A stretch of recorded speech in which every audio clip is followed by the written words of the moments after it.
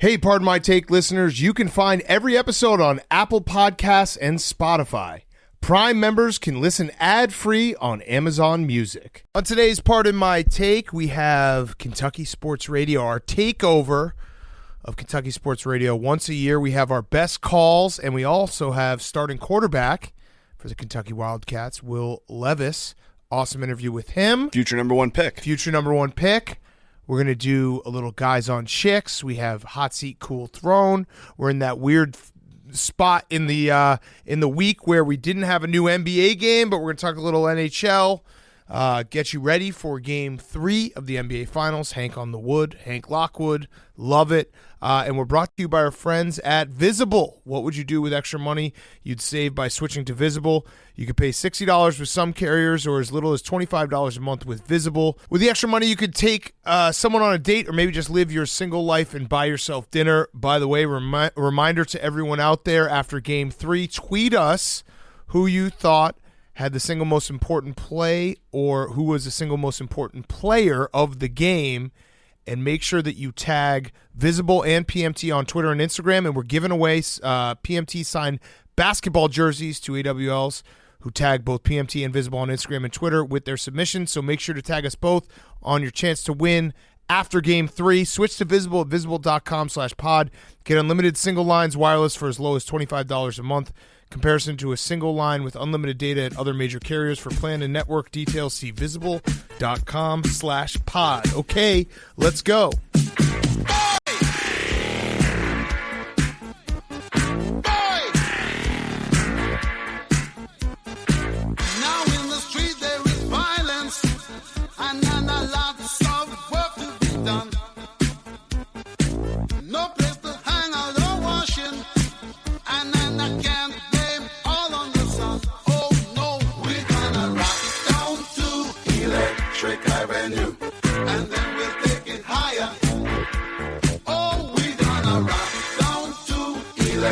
It's Pardon My Take, presented by Barstool Sports. Welcome to Pardon My Take, presented by Visible. Go to visible.com/pod and get unlimited single line wireless for as low as $25 a month. Today is Wednesday, June 8th, and the New York Rangers are one game away from the Stanley Cup Final. Let's go. Congratulations, New York. Now, we are taping this about 4 hours before the game starts. Yeah, Hank just shook his head. I just got vibes. I got vibes right now coming from the New York Rangers. They feel like the team of destiny. They got the hottest goaltender on the planet. They need to get things done in 6 games or less, or else they're going to be going up against Justin Bieber, who has a concert scheduled for MSG on the night of Game 7, and something's got to give. I actually take it back. I'm shaking my head because I think one of the Rangers fans in here was telling me that the Rangers and Celtics basically win and lose consecutively. So if the Rangers win, if the Rangers win, or at least recently, maybe the last series or two. So if the Rangers win, that really means the Celtics, the Celtics will win. No, but like the last Rangers loss was the last Celtics loss. A week and a half it happened, But that's like 5 or 6 games. So if you're a Rangers fan and you lost this game, sorry, because that sucks to start the show with that. But we do think they're going to win. I think they're going to win. They won. The crazy thing is, and this kind of goes against like what I've been thinking and my whole logic behind putting that future on the Rangers, but I think Biz Nasty talked me into considering the Rangers as being like a team that will get outplayed all the time, yet still somehow find a way to win. I kind of like that. Those are fun-ass teams to root for. Yeah, they are. Like they could have won on Sunday, even though they just got the shit kicked out of them. You know? Right, exactly. I agree. They're the scrappy dog left in the fight. We do have a final on the other side. The Colorado Avalanche sweep the Edmonton Oilers. They're in the Stanley Cup Final. The cup is not coming home to Canada. I apologize to all of Canada for not being able to do that. But maybe you did one better though. Maybe you brought a title back to New York. Yeah, well, or I gave them Witt in exchange because he got stuck in Canada for an entire 3 days, it felt like. That's tough. He's like the guy from The Terminal, Tom Hanks. Yes, Le Terminal. He became a national Canadian news story. Right, yeah. right. No, Ryan Whitney is our Brittany Griner. Yes, exactly. Free him. Free Ryan. It also brings up the worst stat in sports if you're a hockey fan, Canadian hockey fan. The America has won a Grey Cup more recently than Canada has won a Stanley Cup. Sorry. We had the Baltimore Stallions in 1995. We don't have a team in the CFL anymore. We haven't had a team in the CFL for 25 plus years, but that's a crazy stat that Canada, the last cup they won, I think it was 93 Montreal. The 95 Baltimore Stallions won a Grey Cup more recently than they did win a Stanley Cup. And the Raptors and the Blue Jays, MLB and NBA. Right. Yeah. Right. That's tough. Right. We were more saying like America's stealing Canada's things, though. Yeah, Canada we not basically stealing our thing. we kidnapped the Stanley Cup, Right. And it's just been down here. They're well within their rights to start a war. It's not honestly. Canada's thing, though. Canada's thing would be hockey or, NBA or MLB, because that's what they've won more recently. Yeah. No, but I mean, like the Stanley Cup, that belongs Canada's, to Canada, and we just win it every year. It's tough. we got Very your tough. leader. Yeah. I am the captain now. Yeah. Billy, what were you going to say? Nothing. I was going to say lacrosse is also a Canadian national sport. Okay, very good. Billy, why don't we do this right now? How was your trip to Albany? Because we haven't seen you since then. Do you know what happened? Was Billy was out on Sunday. He had something else. We already had known about it. But we were texting on the group text about dinner, and I realized like after about a half hour, I was like, wait, oh yeah, Billy's not here today because why has he not chimed in? It was very odd. Like I noticed you gone by the fact that your absence in the group chat for dinner was the first moment I was like, where's Billy? I appreciate that. Yeah, that's where your voice is always I was heard. missed. You were. We were deciding like where we're going to eat, and we didn't get any text from We didn't have anybody to give our game ball to. Yeah. Someone's got to be decisive. Yeah. Yep. All right, so how was it? It was great. I mean, Jake and I had an awesome time. I mean, lacrosse was something that I was very into in like middle school and early high school, and I just saw so many people and saw so much stuff that just like kind of had me a little starstruck. There's certain things that like get me a little starstruck, and it's like seeing all the players I watched play, like in some of the like East Coast Dies, which is a YouTuber who used to teach you how to string your stick, and it was just like it was being like Disneyland. I saw for that you kids. strung your own stick. You basically you knitted, right? It's basically I knitted. knitted. Yeah. How did that work out? Honestly, it was like riding a bike. I strung it up. It was like I hadn't forgotten. So the netting, it held, the integrity stayed true, and you Yeah. didn't have any mishaps with your stick at all, where you tried to throw a shot that just popped out. I mean, it wasn't perfect. It could definitely Throw a have shot. used some more Is not throw? hold. I didn't channel it as much as I should have, and didn't have enough hold. Okay. Mm-hmm. So overall, though, good experience. Awesome. And you're maybe low key kind of a pro lacrosse player. No, I mean those guys are just like being Those on guys the as in sidelines. Seeing on the sidelines lacrosse up close, like especially at that level, you can truly see, and that this doesn't come through a lot of the old broadcasts, but the PLL's doing a great job broadcasting it. The legit violence that occurs during a game, like guys hitting each other with weapons, stuff that hasn't been seen since like tribal warfare. Jake, that's very eloquently put, Billy. Jake, can you walk us through the shot heard around the world? Yes. Jake stepped up. Now, have you ever played lacrosse before? No, I have not. Ever? I've held a stick. We have a mini water dog stick in here somewhere. I've held So that. you're counting that as your only lacrosse experience prior to this weekend?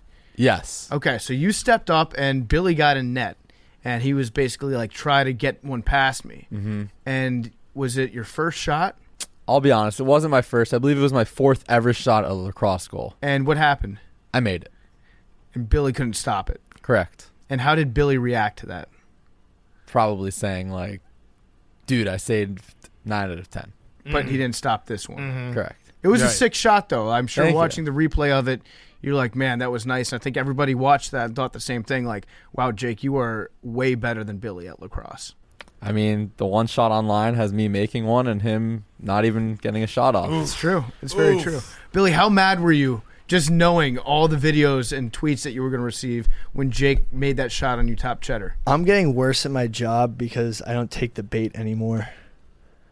What's that? You didn't take the bait when you responded right away when I tweeted out the video, and you're like, that was one of 9 times, and I saved all the other ones. Yeah, I mean, I just honestly looking back, it was such a great time. Memes and I were doing one-on-ones. He's not taking the bait right now. Not taking the bait. Smart. Memes and I were doing one-on-ones and just beating the shit out of each other. More, he was beating the shit out of me with a pole.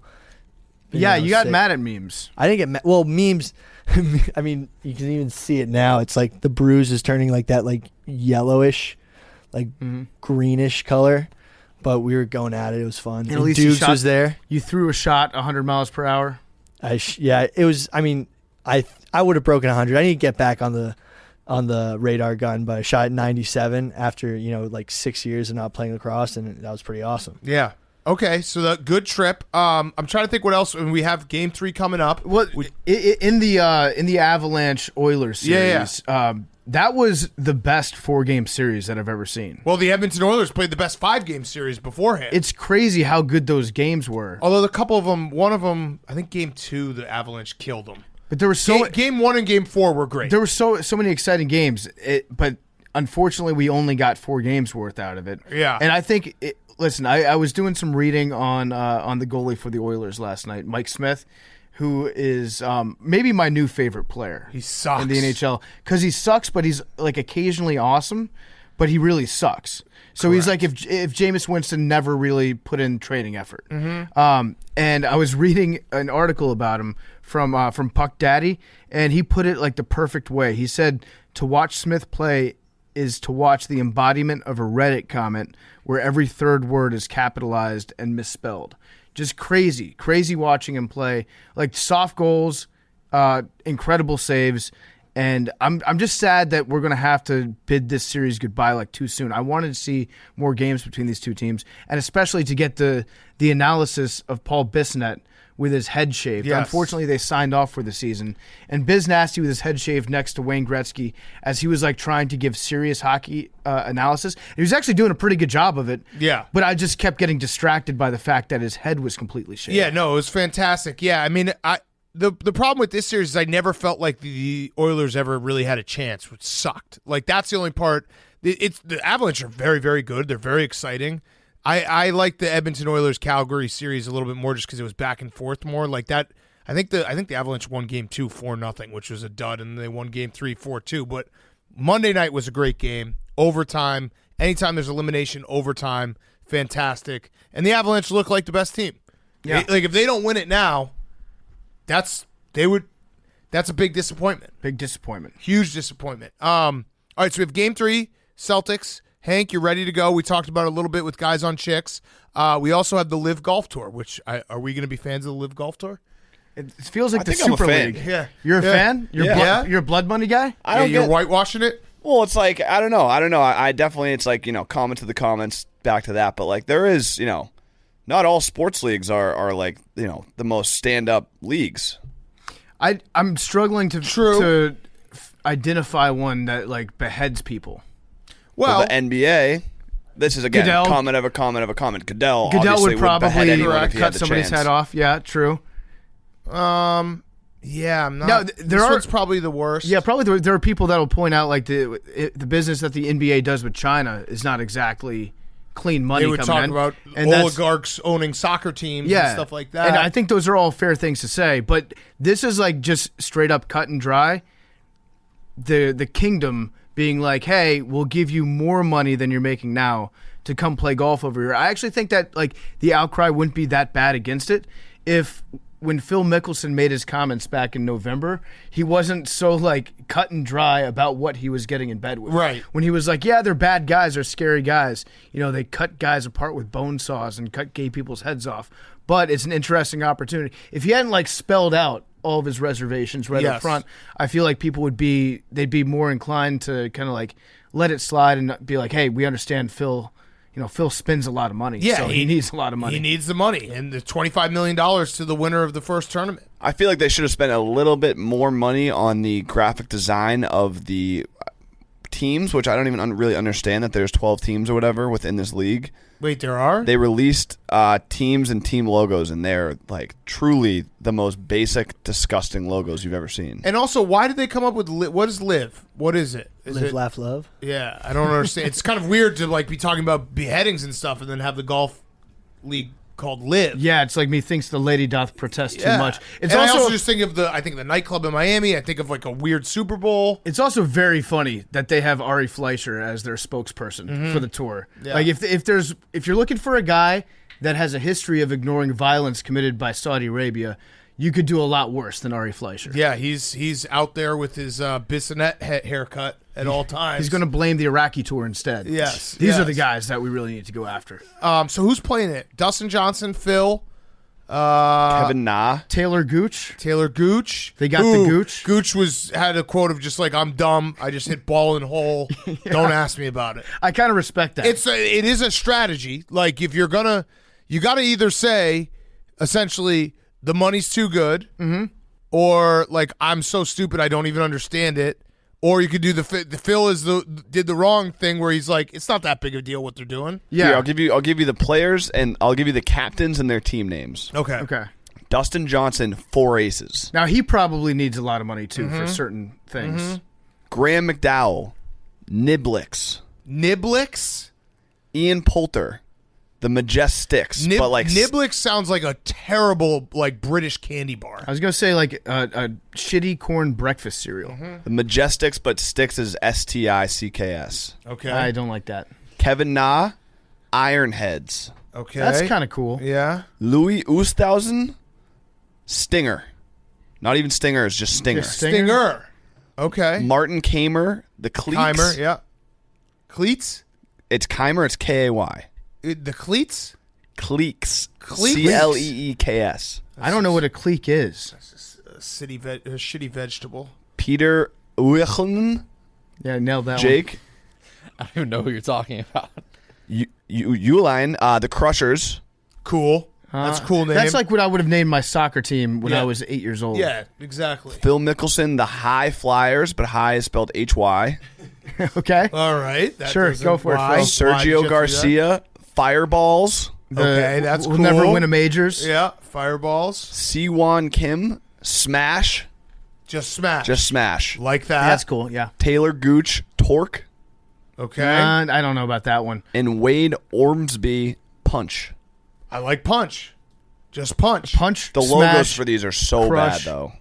I have the reason for the live. Yeah. Roman numeral for 54, number of holes in each tournament. There we go. Oh, yeah, and they're doing That's like- why I kept on thinking of Super Bowl. They're doing Yeah. like a shotgun start for most of them too, which is going to be weird because you'll have guys teeing off on par 5s or par 3s. It's going to be strange. You know Where what is it on TV? I don't know. Is it on TV? But I I assume that. Streaming would- on YouTube, Facebook, and livegolf.com. I would love to send Billy to be our correspondent for the Live Tour, just because you probably have the highest percentage or highest probability of a journalist being killed covering Well, that also tour. he would If just they come paid us back. a bag, would Khashoggi. you guys say no to like advertising? Let's talk turkey. Yeah, how Wait, much? can I get some Right. emojis? That's the whole point. Everyone's got a price. I will, Exactly. I will go there if I get all the emojis. I'll sell Billy up the river. Like I'll send him over to. Billy would definitely come back and be like, low-key, these guys are kind of chill. Like, you guys got to bat. I think you're misunderstanding what they're doing. Yeah, no, the propaganda would work on Billy. Yeah, easily. Like it's actually, Prince bin Salman has put forth a lot of efforts to modernize Yeah. the way that they're doing business right now. For example, women can drive on certain days of the week. He invited Ellen over for a dinner. Yeah, Low-key, he's They've kind of accepting. They've got great wrestling events. No, I'm gonna be a total sucker for when, like, if I do go there, they're gonna go show me all of their like exotic animals that they have, like Yeah, the tigers, true. lions, True. Yeah. bears, you're falcons. All right, well, listen, if we can figure out how to get you there, I would absolutely sign off on that. Boss man Hank. He'll cover the live. They gotta pay us. Yeah. live. No, Which then becomes, I mean, I guess no cares? People disrespect hate to us Jake, anyway. because Jake would obviously be much better at covering an event or a sport like this. But also, we don't want you to be killed, Jake. So Yeah, I'll pass this one to Billy. I mean, Yeah, if there you go. Liv was smart, killing Billy would be great publicity. Because we'd have Absolutely. to talk about it. Like, we'd have to give them airtime. Be like, yeah, they killed Billy. yeah, and then we probably do like an entire serial podcast Yeah. where we try to find out who's responsible for Billy's death. Yeah. It's us. It would It's us definitely for knowingly drive, sending it them would over drive there. headlines. I'm actually so down to go, like traveling internationally. Of course. I mean, they probably do like really cool. What's it called? You're already doing it. He's already. They don't even need to waste any time trying to indoctrinate him. He's done. He's ready to go. I think that they're going to do something that'll make the scoring a lot lower because they need to, attract eyeballs so they could be like, wow, they're setting records out here. They should make the courses easy. Make the holes Yeah. a little bit bigger. Yeah, But I mean, if they play on just a regular course, not like a difficult course, they'll all score very low. Yeah. Yeah. I'm telling Pin you, placement. make the holes bigger, though. Yeah. That'd be sick. Okay. Let's do Hot Seat Cool Throne. Billy, you're going. I'm down. Hot Seat Cool Throne brought to you by our friends at Coors Light. Summer is full of official events like weddings, graduations, annual 4th of July barbecues.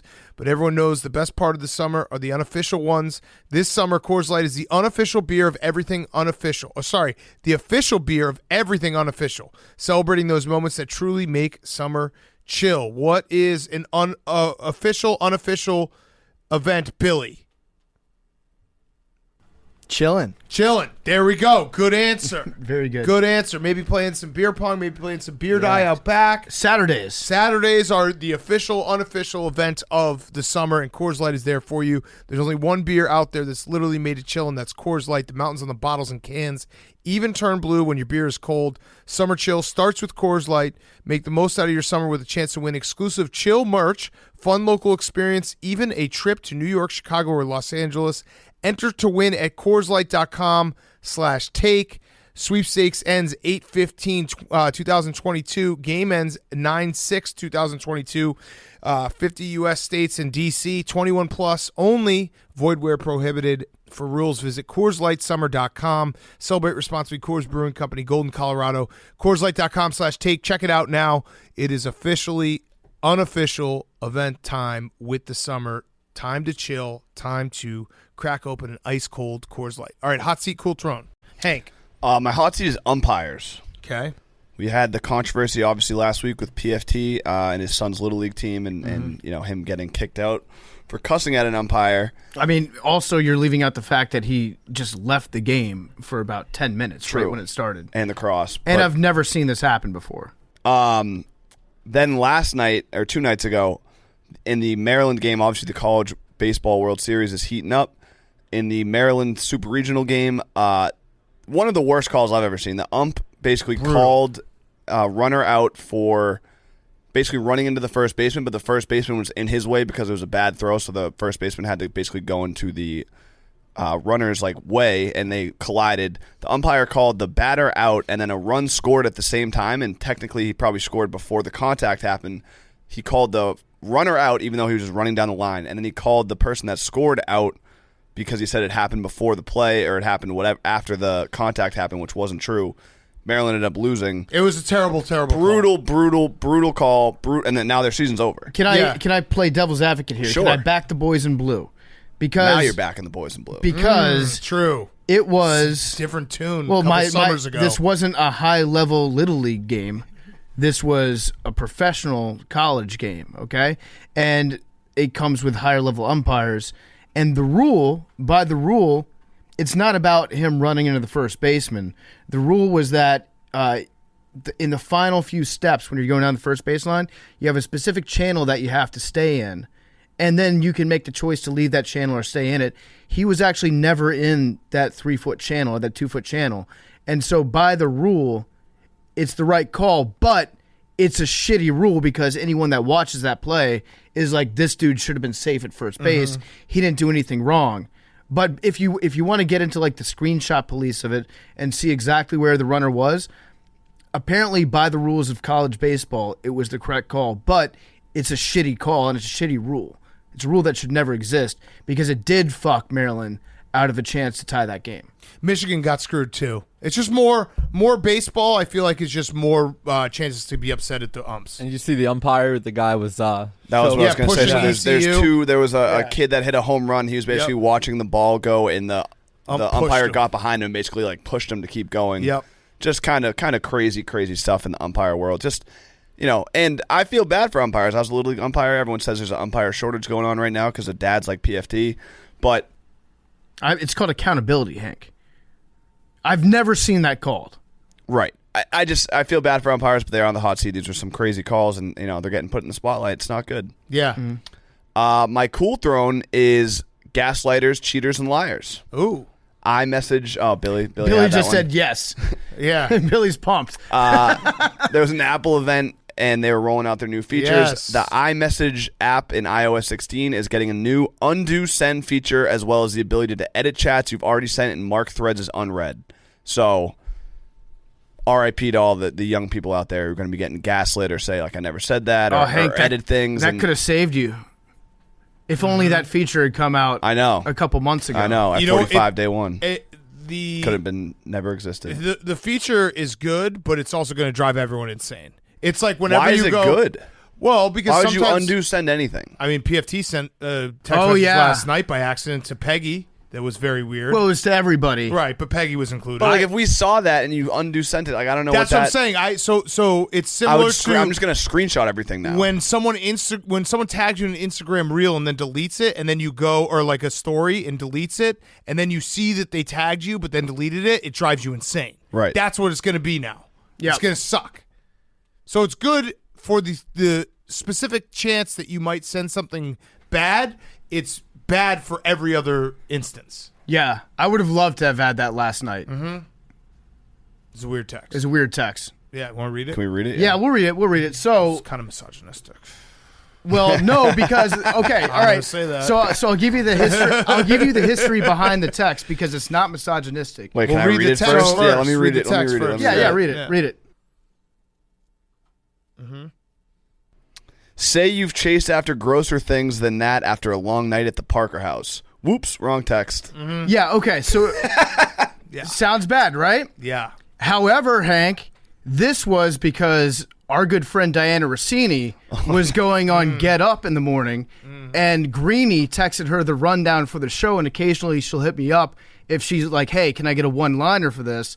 And so I was like, yeah, you should say that to Greenie, or you should say live look at Greenie chasing after another show on ESPN that comes available. So I was trying to send her one-liners. Whoops, sent it to the wrong text message. Couldn't be me. Couldn't be you. Reverse misogyny. Reverse misogyny. Yeah. I was making, well, yeah, I guess that was Yeah. kind of misogynistic. Mm-hmm. But That's okay. she said it on the air, so the joke made the air. There we go. Beautiful. I'm basically a TV writer again. For Get Up. For Get Up. Dreams come true. Well, it's, Beautiful. it's funny because she only hits me up when she has something that she wants me to write something that will make Greenie laugh, and I only do it because I'm making Greenie laugh by osmosis, Did he laugh? by proximity. Greenie never laughs at himself. No, did he laugh at your joke? Oh yeah, I think he did. Yeah. I think he Yeah, did. yeah. So Okay. me and Greenie are basically best friends. So Cool Throne. That was your Cool Throne. It was. Yeah. Correct. Thrones? Thrown. Okay. just PFT. one. Oh, fathers. Actually, I had fathers on my cool Oh, throne yeah. as well. Yeah, yeah. We have great Rowback Father's Day gear. Everyone loves our Rowback gear. My dad loves it. My grandfather loves it. Got to get them some great polos. And then we also have some merch. We have some Top Gun merch. So go check it out. And also new dad hats that I just have releasing that just is very simple. It's got like a dad hat with just a recliner on it, a dad hat with like a pin, a golf hole. Have you thought about doing Just a dad a hat beer. with another dad hat Oh on yeah, it? we got that. Oh, Right a there. hat with a hat. There yeah, you go. The hat with the hat. Put a hat on a hat. Hat with just a football on it. Hat with just a baseball on it. It's just kind of, you can just, if you're a dad, you know that the less words, the better. Just wearing a hat that has a little football on it. It's like, dude, I'm in football mode. Don't talk to me. I like that. Yeah. All right. Your hot seat, Cool Throne. Okay, my hot seat is Disney adults. Oh. Because Yeah, I saw this there's one. there's Yeah. a post on Reddit that's been going viral. Am I the asshole for not having catering at my wedding? So this is, I'm going to read this out loud here. I'm a 28-year-old female, and my fiance, male 30, just got married 2 months ago, and we had our dream wedding. Everything was perfect, and I mean everything. My parents and his parents helped us pay for a great chunk of the wedding, so we would be debt-free, and we are so eternally grateful for that. The issue arose about a month and a half ago when my aunt started posting on Facebook about how disappointed she was with the whole ordeal, and a few guests sided with her. Background, my fiance and I are huge Disney fans, and we travel to Disney World as much as we can throughout the year.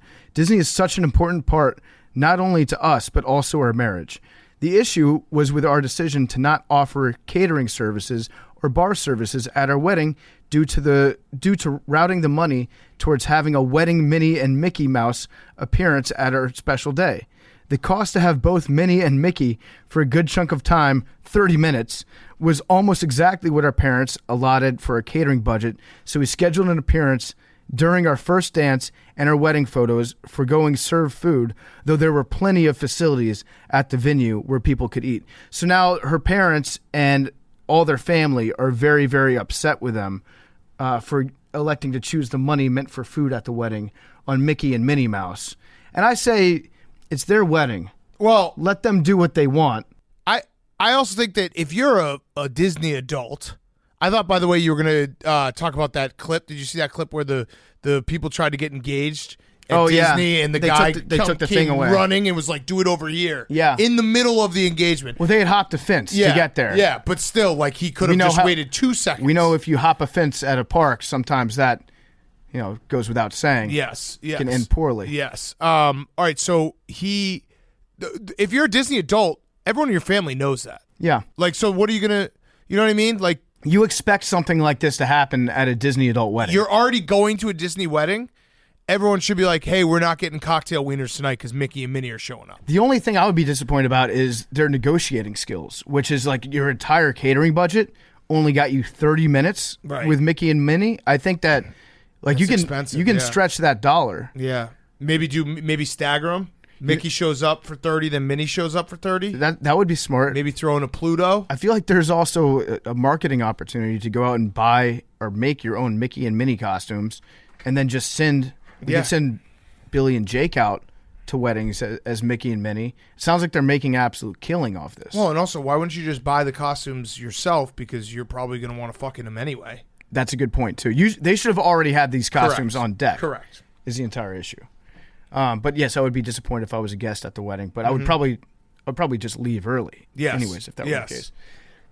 My cool throne is the Wave, because the Wave came back last night. Where? At the Edmonton game. And the Wave came back, and then they ended up losing the game, just like the Capitals did, which is disappointing for Canadian hockey fans to participate in that type of behavior during a big game. Yes. I would not have expected that, but I guess the cool throne is the curse of the Wave. Yes. It's still here. So in the playoffs, again, in the regular season, wave all you want. In the playoffs, in the third period, maybe cool it on the Wave. Yeah, I'd say so. That's probably not the best time to do the Wave. My hot seat is Leonard Fournette and Deshaun Watson because we got bad angle pictures going around. Deshaun Watson, I don't know if you saw, but Mike Florio, our uncle / father, Mike Florio, tweeted out a picture of Deshaun Watson. He's got what looks like a very small penis, and then Leonard Fournette looks very fat. Everyone's giving him the Eddie Lacy treatment. You just tweeted a nude? I don't think. No, it was him and his. In a massage parlor? No, it was him and his pants, his Browns pants. Leonard Fournette looks great. I don't know why people are going after him. He's our colleague, Barstool Lenny, but he does maybe a little chunky. Do you see the I saw Watson? I saw the Leonard Fournette. I haven't seen the. Oh, I'm looking at the Deshaun now. Yeah. I feel like Florio did that on purpose. He's got athlete dick. Yeah, right. He's No, like, he does. He's playing a sport. Sometimes it turtles a little bit. Yeah, all the blood goes to your muscles and not to your penis. And also, he probably just got done being jacked off somewhere, so he probably has a small little dick at the time. I did see there's a new accusation against Deshaun. I'm about ready to say like I've seen enough, and that I feel like Deshaun Watson should not be allowed to play this year at all. It's Like tough until they figure out what's going to happen with the civil suits, because this is now 24 women and with like strikingly similar details about what's happening. And at the very least, if you've listened to his lawyer recently, his lawyer has kind of pivoted to being like, yeah, listen, Deshaun likes to get massages, and who amongst us has not gotten a happy ending? So how can we judge the consensual agreement between Deshaun and the massage therapist, which is a far cry from being like Deshaun was just getting massages. I don't know, man. I feel like Deshaun Watson, he's the stats are piling up against him. Yeah. No, it's definitely the pivot that the lawyer has made where it's like, yeah, happy endings aren't illegal. Like, wait, what? It's like you were telling me that this was just about body maintenance a second ago. Yeah. So they're slowly just, they're changing the goalposts on us. Yeah, I don't slowly know, but surely. I don't know what's going to happen this year, but I feel like Goodell's about to make a decision soon, right? Yeah. Or whoever his high counsel is right now. Well, and that's Baker playing for the Browns would be very interesting. It would be. Yeah. My cool throne is college football, just because I'm officially now ready for college football. It happens right around now. I think people probably saw I tweeted. I'll tweet. I can't wait for college football. That's when a college football thought pops in my head. And this is right around where it's like I'll just daydream and be like, I can't wait for a Saturday college football, and then I'll just tweet it. So you'll probably see those every now and then. pick up, but God damn it, I can't wait for college football and the NFL. But college football obviously starts a week earlier, so it always feels a little more attainable. You know what I mean? Yeah, so I was talking to people the other day, and they were like, "Who do you think is going to be like the top 4 going into the preseason next year?" I was just off the top of my head, Ohio State, Alabama, Clemson. Clemson will be back. And what? We want to say... USC's putting together something.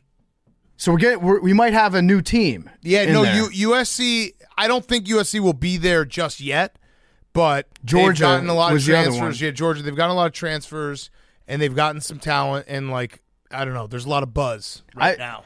I am theoretically excited about college football, but I got a little bit less excited when I did my top 4, and it was Georgia, Alabama, Ohio State, and Clemson again. Yeah, I don't even care about that. I just want to watch I want to watch Purdue versus Northwestern on a Saturday morning at noon. That's all. That's all I want. I could just die with that. Billy, hot seat, cool throne. My hot seat is Miles Bridges of the Hornets. He posted on his Instagram story some dirty soda in the styrofoam and a blunt. So he claims it was pink lemonade, but it was very obviously probably some sort of scissorp. How do you know that? Because why would you put it in a styrofoam cup? Sometimes, I don't know. Sometimes you go to a gas station, that's all they got. He also tweeted a couple days ago, "I got emotions I'm trying to suppress." Coincidentally. And didn't he tweet something out last night He trying also to clarify raps. it? Oh, so What are you saying? wait, so rappers... You have to. Rap about lean all the time. That is true. Macklemore got addicted to lean. Yeah. And that's a why he lot has of rappers yeah. have got addicted So, to like, lean. he's following in Macklemore's footsteps, it sounds like. Macklemore is your example? Yeah, no, this is... No, he's right. He's right. Little Wayne. No, Billy's Macklemore. like hit rapper Macklemore. He rapped about it in one of his songs. Yeah, no, Eminem also got really Billy's- into that sort of thing. Billy's top 5 rappers list is actually Will Compton's, but totally unironically. Macklemore, Eminem. Macklemore, Ryan Davis, all those guys. It's Ryan Davis. Wait, was it Macklemore featuring Ryan? Yeah, Lewis. Ryan Lewis. Yeah, Ryan Lewis. Yeah. My Yeah, mistake. That was a weird relationship. All right, your cool throne. My cool throne is Aaron Donald. Aaron Donald got a new contract, $95 million, largest non-quarterback contract in NFL history. I love that he like the whole announcement, like he's back. I know that he said he was going to retire, but did anyone ever think he was going to retire? He just won a new contract. Right. So a couple of things. Once again, the Rams are just pretending that the salary cap doesn't exist. Correct. And then the other thing, when I first saw this, I thought, like, Patrick Mahomes is already kind of underpaid. Oh, yeah. So he signed that $500 million contract, 2-3 years ago? Yeah, something like that. And it's crazy to say with a $500 million contract, but if you look at what the other big money being spent around the league is going to right now, it's like you could very much make the argument that Patrick Mahomes should not have signed that deal. I wonder if there will be a quarterback that does like the LeBron type deals where it's like 2 years max money. I can just keep dipping into more and more. I guess obviously, the NFL, it's a dangerous sport, but quarterbacks are protected and there's not, I don't know, it'd be interesting to see if anyone tried to do that. I feel like maybe on a quarterback's second or third big deal, they could do that. So like if you play out your rookie contract, maybe you renegotiate 3 or 4 years into it, and then you get like another 4-year deal on that. And then after you already get that money guaranteed, then your next one's like a 2-year deal. Yeah, and then you start hopping around. You can rip it up at any time. I'm sure Mahomes will rip it up. I mean, they've ripped up Rodgers like a million times. So yeah, that will probably end up happening. But you're right. It does feel like he's underpaid already, especially knowing how good at golf he is. He could do like a John Elway situation. Yep. Where he just uses golf as leverage. Maybe the LIV Tour. There was but I mean, they can't compete with the LIV Tour. They can't. Tony Romo should probably renegotiate with CBS and be like, I'll go on the LIV Tour. The LIV Tour could honestly, it would probably be worth their while to try to pay Patrick Mahomes. Yeah, or Tony Romo. To play on the tour. Or Danny Woodhead. Let's get Danny Woodhead some Saudi money. Yes. I would love that. That's sweet, sweet Saudi money. All right, Billy, you're done. Jake. One of my hot seats was the Los Angeles Angels on a 12-game losing streak, and they actually just fired Joe Madden 5 minutes ago. Damn. Yeah. So Breaking moves. Figured I'd throw that out there. Another hot seat is singing the national anthem because the new trend is using it with a saw. I don't know if you guys saw this. The Oakland Athletics had someone play the national anthem with a saw. Yeah, I've seen people perform like that on the subways before. Yeah. You can get some good tone out of a it's saw. not interesting. He's just trying anything to get people to the games. Yeah. That's also how the LIV Tour will play their national anthems. Yes. True. My cool throne is Rasheed Wallace. LeBron has a new assistant coach. Excuse me. Future guest LeBron has a new assistant coach, and his name is Rasheed Wallace, joining Lakers coaching staff. I love that.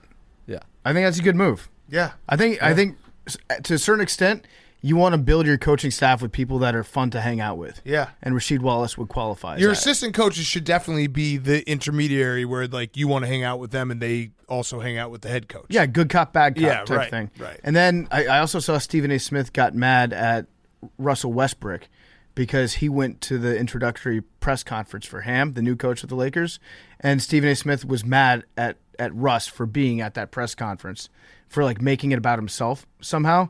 I don't know. Stephen A. Smith he's grasping at straws sometimes. He needs a nap. He does. He needs a nap. He needs It's to just around the end take of a this. day. Yeah. Listen, Stephen A. Smith, if you need me to write some stuff for you, for your appearances on Get Up, I'm happy to do so. He needs a nap. Okay, let's get to our appearance with Kentucky Sports Radio. We got some calls. We got some Cal's hot seat talk. Great time with them. And then on the other side, we'll do some guys on chicks. Okay, before we get to Kentucky Sports Radio best of, a quick word from our friends at Game Time. Game Time, the exclusive ticketing partner of Barstool Sports. They're the only ticketing company Barstool Sports uses to buy tickets. Created by fans, for fans, Game Time is a ticketing app that makes it easier than ever to score last-minute deals on tickets to sports, concerts, and shows, and they guarantee the lowest price. I actually had someone tweet at me the other day being upset about a different ticket company and the tickets they got to a Cubs game, and I was like, dude, don't come to me. I've been telling you about Game Time. Game Time will always take care of the people. So they've cracked the code on how to score deals on last-minute tickets. Speaking of which, the summer is heating up. There's no shortage of shows to see this year. Tons of concerts coming up. Us in the Game Time are kicking off summer with Bieber Fever, giving away 2 tickets to the Justin Bieber concert in New York City next Tuesday. Not if there's Game 7. Yeah, interesting. No, what? If there's a Game 7, The Rangers have it are scheduled scheduled for the same night, and the Bieber concert would have to get canceled. So maybe they'll give you 2 tickets to that. Yeah. It's not okay. All right. It's a situation that's brewing. That's obviously dependent on if there's a Game 7. Okay. All right. So we'll either way, he will perform eventually, and you can win tickets to it. So to enter, tweet a screenshot of your Game Time profile for a chance to win. Game Time is the absolute best place to score last-minute deals on shows this summer, so make sure to use code PMT when you sign up for $20 off your first order. Code PMT when you sign up for $20 off your first order. Okay, here they are, the best of Kentucky Sports Radio callers and our segment about keeping John Calipari off the hot seat. Jim Calipari off the hot seat. Talk Radio 1080. This is Kentucky Sports Radio presented by Stockton Mortgage. Now, here's Matt Jones. Guys are up. Okay, welcome in. The best day of the year for us. Yes, we are not Matt Jones. We are the podcast Part of My Take. I am Big Cat. I'm here with PFT. We got our whole crew in the studio. Like, legitimately, this is the most fun day that I have at work, I think, for the entire year. This is our 7th year doing this. 7th year. Kentucky Sports Radio Takeover. We appreciate it. 3 administrations. Yeah, 3 presidencies. Matt Jones is, I don't know why he keeps asking us back. Some people hate us. A lot of people love us. But we're here today, and we're going to do something very, very important for the people of Kentucky. We are the podcast that has hosted once, like PFT said, once a year for 6 years. This is our 7th year. And every year we've pushed to have Coach Calipari on the hot seat.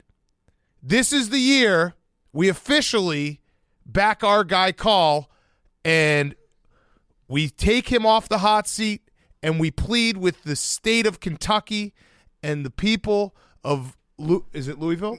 Lexington.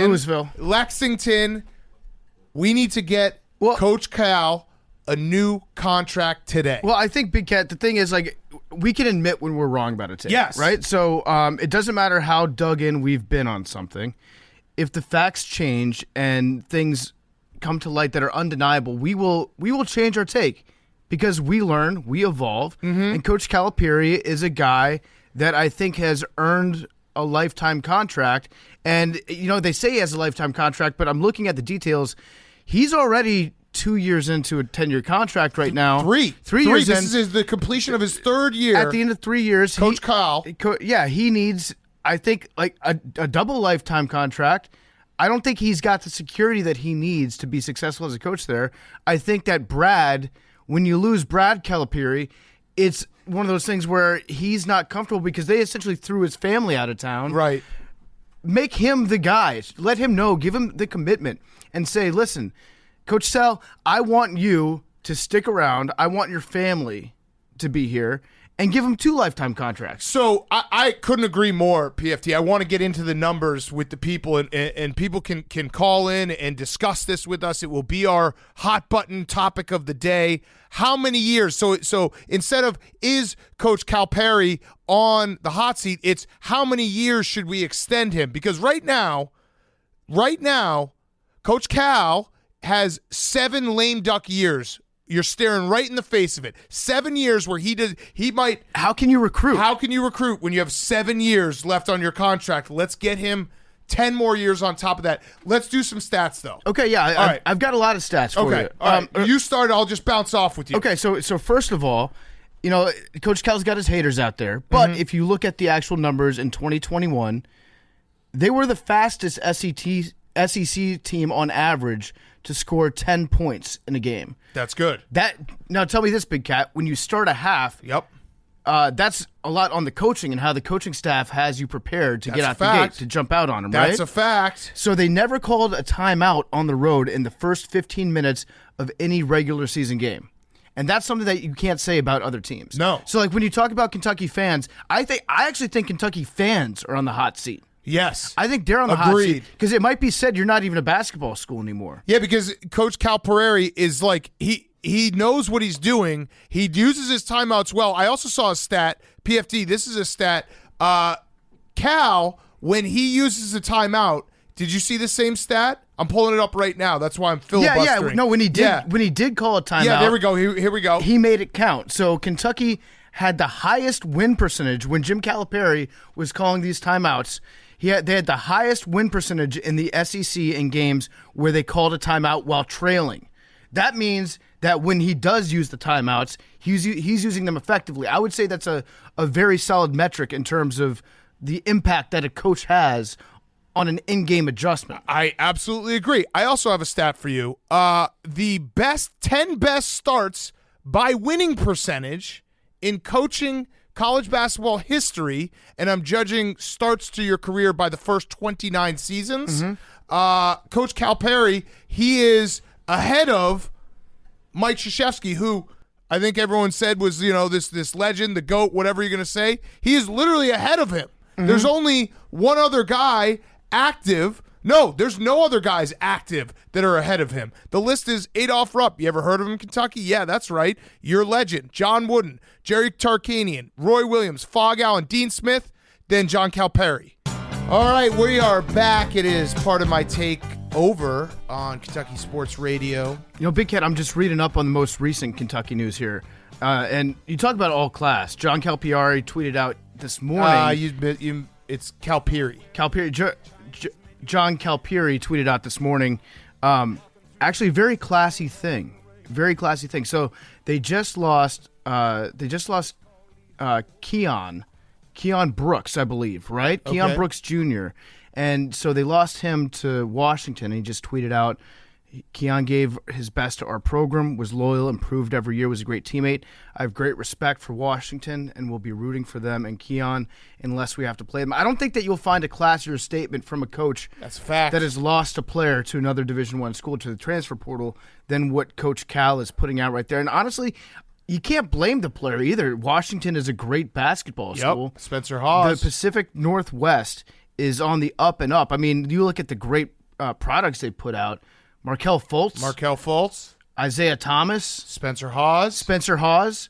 I mean, they're the new powerhouse right now, so it's no shame in losing a player. Agreed. To the University of Washington. Agreed. The Purple Rain is back. Yep. Okay, we're going to go back to the calls.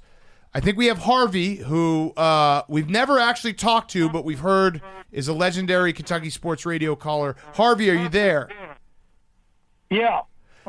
How you doing, Harvey? I feel like I'm meeting a hero because we've heard so much about you. How's it going? It's going good, but I've been listening, and I wanted to put this out to all the listeners. I've been a fan for the Kentucky Wildcats. In fact, when I'm 85, okay, I played basketball on a dirt floor, and I go way back to Bill Spivey, Wawa Jones, listening to them on a dry cell battery when there was no electricity, things like that. But what I wanted to address was Coach Cal. Okay, now listen, I have watched him for years, as long as he's been there. I think that he picks his players by their energy. I'm talking about their aura energy, their spiritual energy.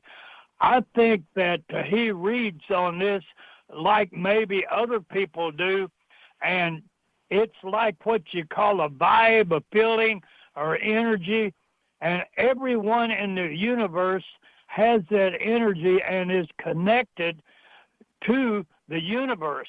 And I know people might think I'm crazy, but it's called your aura or spiritual signature, and if you can see it, you can tell exactly if a person's going to play good, if he's going to respond well.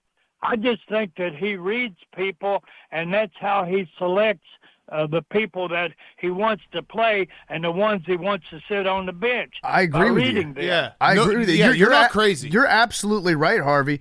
I'm curious, because you sound like a guy, you understand this type of thing, this type of spirituality.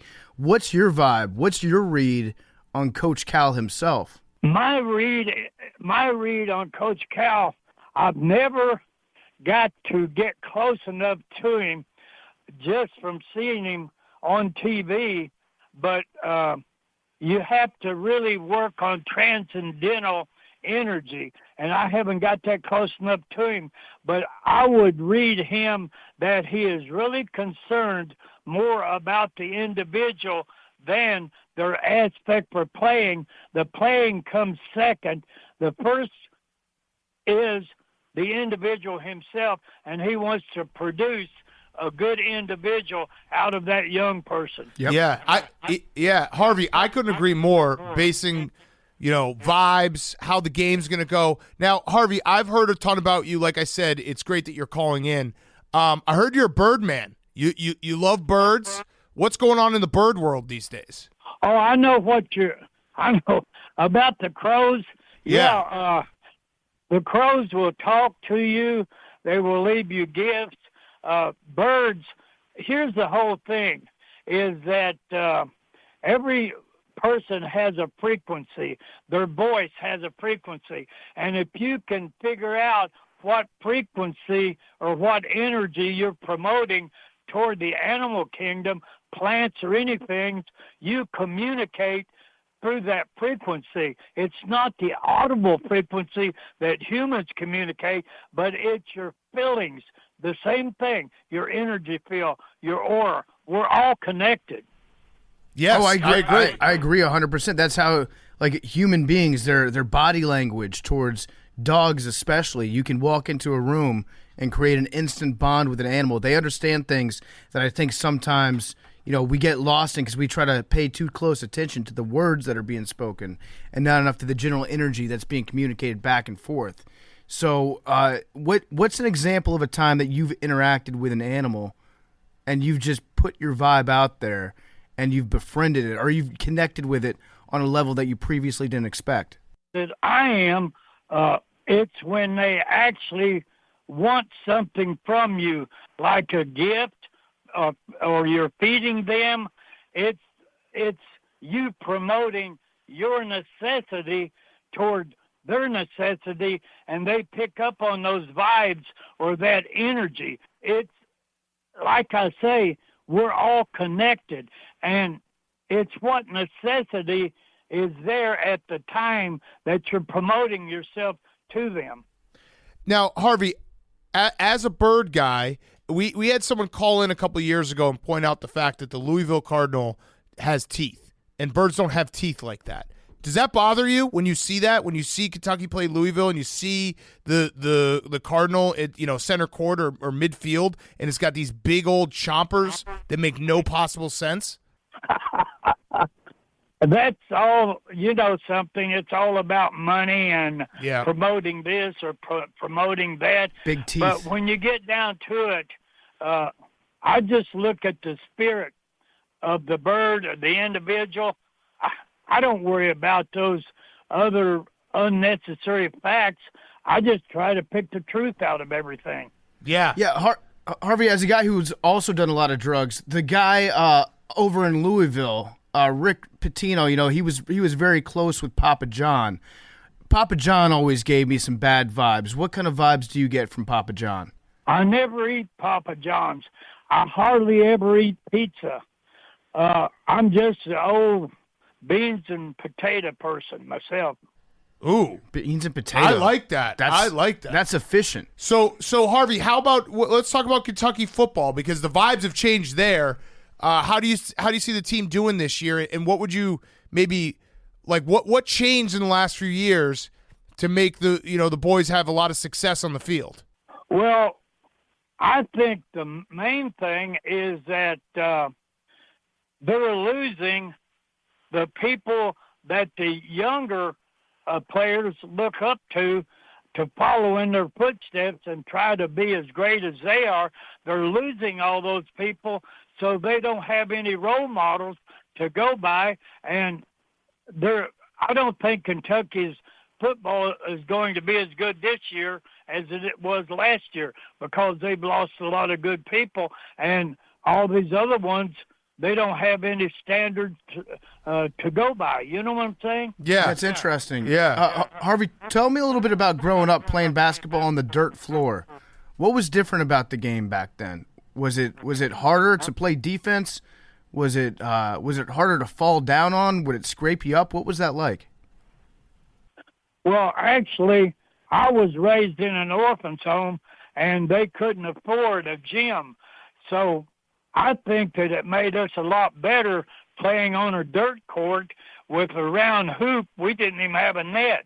And then when we got invited to play at other schools like Hazard or Caney Creek or other different places, Paintsville, we excelled because, man, here we are on a floor that it's responding, and the dirt floor wasn't as forgiving. If you had a pebble or something down there, well, wow, there goes your ball. You know what I'm saying? Yeah, no, that's a great point. And I could see it's like, taking practice cuts in baseball with a leaded donut. You step up to the plate, and it's much easier to swing that way. Yeah, kind of the net. same thing. Yeah, shooting with no net is very difficult. Do you think maybe Coach Calipari should implement some of those rules and have the boys practice on a dirt floor? No net? Maybe no net, Yeah. and that way when they get into the gym, the game seems a lot easier.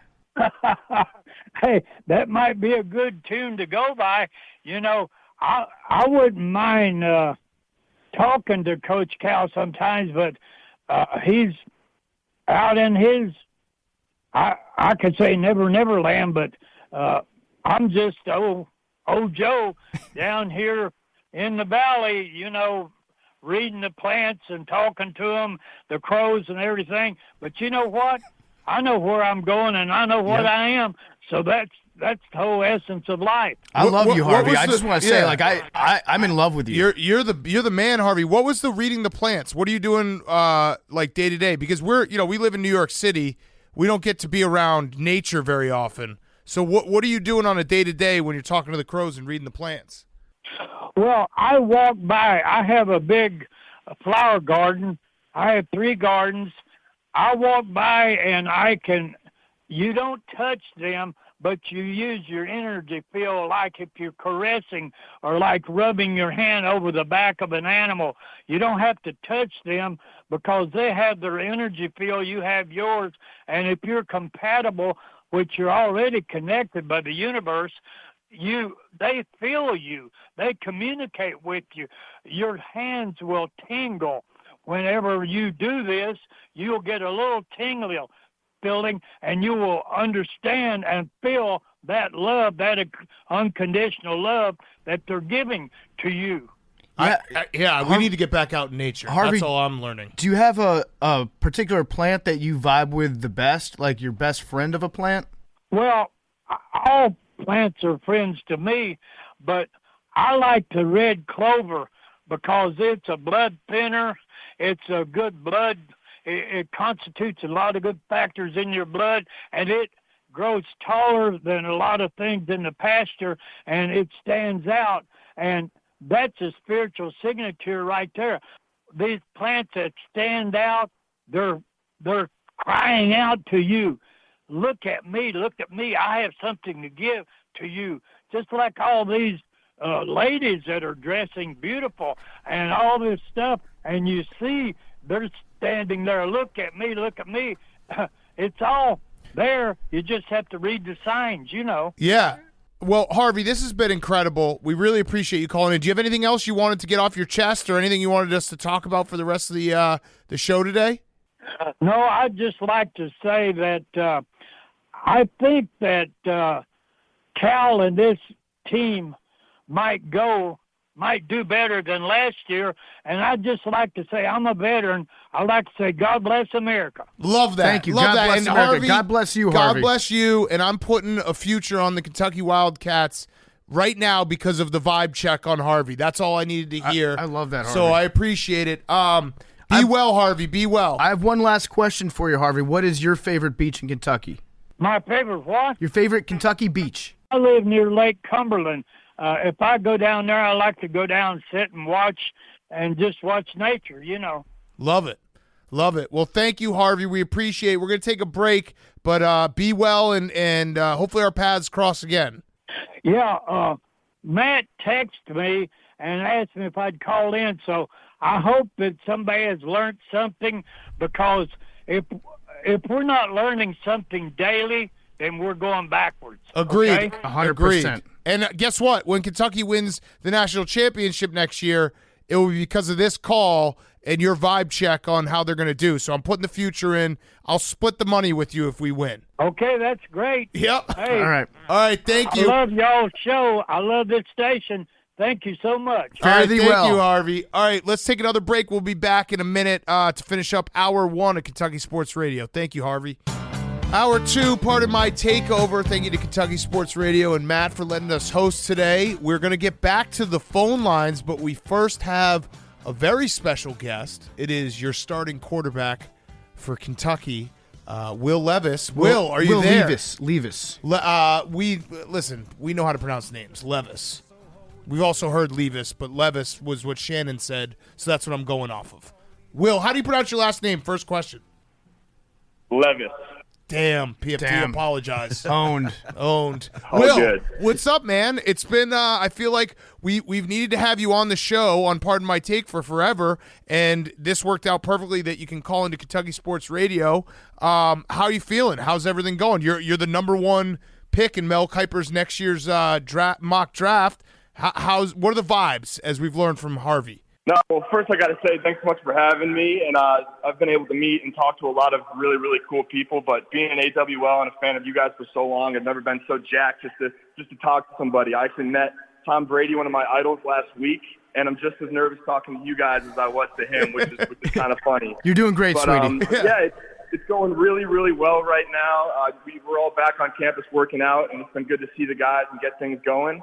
And, yeah, seeing all the mock drafts is pretty cool. As PFT said, we know historically that all those are 100% accurate, so that's pretty cool to kind of have that kind of in the back pocket now. But, no, I mean, it's a lot of cool kind of energy right now and vibes, but you kind of just got to put all that outside noise behind you and just focus on the main thing. And the main thing right now is just working with the dudes. Yeah, Love it. I mean, you're totally correct. Sam Howell, he was ranked number 1 in the first mock draft that came out. We all saw how this actual draft went. He was the best quarterback in the entire draft. He happened to get taken in the 5th round, but yeah, you're number 1 right now, and I think it's safe to say that we're throwing our support behind you, Will.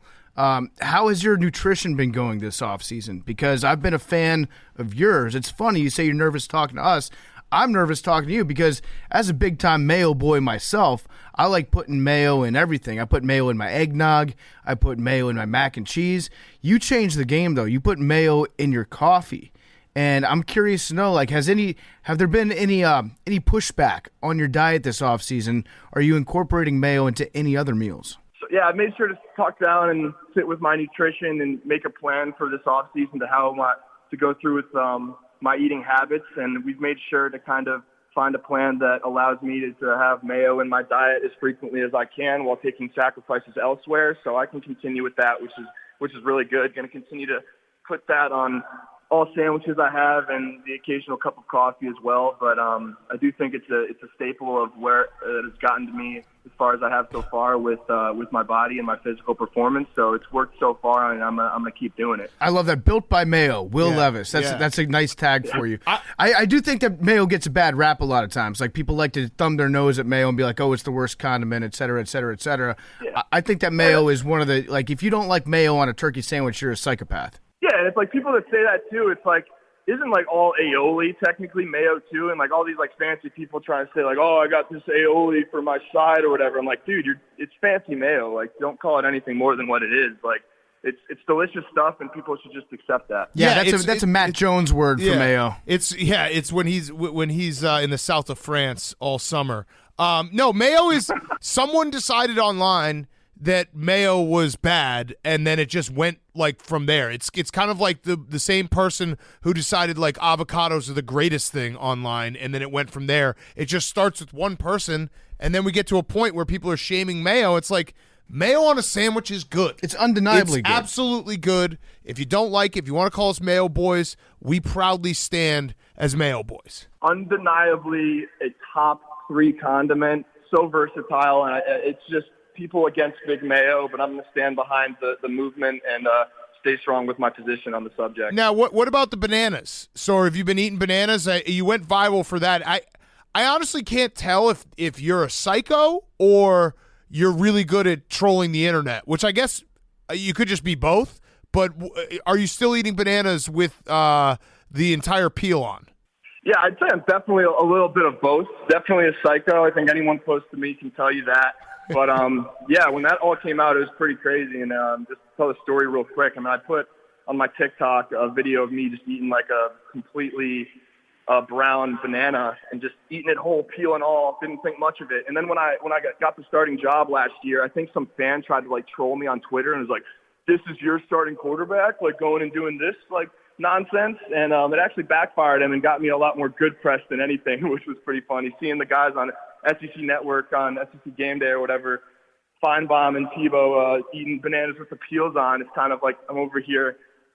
It's kind of like, what have I done? So it's kind of a crazy little thing that's happened, and I definitely from time to time do still eat the bananas with the peel on. That makes it even better, by the way. The fact that you weren't like the starting quarterback when you did it. You weren't looking for attention. I mean, you were making a TikTok, but you were truly eating the banana, and someone found it after the fact. Damn, I'm even more Team Will Levis now. Kentucky's going to go SEC championship. You thinking maybe SEC championship this year? That's the goal. That's what our hearts are set on, and that's what what's been established from day one of the off season. And I mean, listening to Harvey call in earlier, I mean, the fans who say that we're not going to be as good as last year, or that we're lacking the leadership from a senior standpoint, I'm definitely going to be stepping in and making sure that I'm the guy for the team, and we definitely have other guys that can do that. But hey, motivation, especially from our fans who are doubting us, is as much motivation that we can get. Yeah, I think Harvey, his heart's in the right place, right? So he's just concerned, and I guess if you're Harvey, this is probably like college sports has got to be very difficult for you having any optimism, because every year there's a lot of turnover. So you're going to lose some leadership no matter what. What steps can you take proactively to comfort people like Harvey, to send good vibes out there? What are you doing to increase the vibes of the team? I think everyone just needs to kind of take a chill, Phil, and just let the guys do what we've been doing. Obviously, Coach Stoops, since he's brought the program to where it is, we've been able to bring it to a new level, and we're just trying to increase that standard, and we're coming in every day to making sure that everything that we do is in line with that standard. So, I mean, it's worked so far, and I think as long as we just kind of keep working the way that we have been, then things are all going to work out. And so you guys have been, I mean, Kentucky's had a good couple years here in football. I'm just one small piece of advice just from something I gained earlier in this show.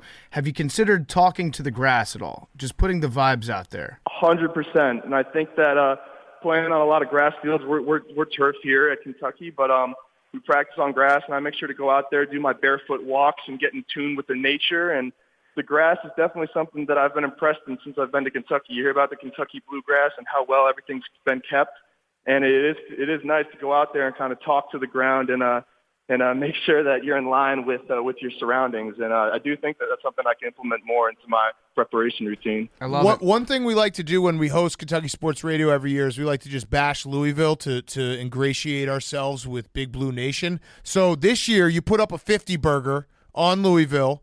You had an incredible game. You had 4 rushing touchdowns, 14 for 18 passing, like pretty much a perfect game. Like they stink, right? Like we're going to roll over them again next year.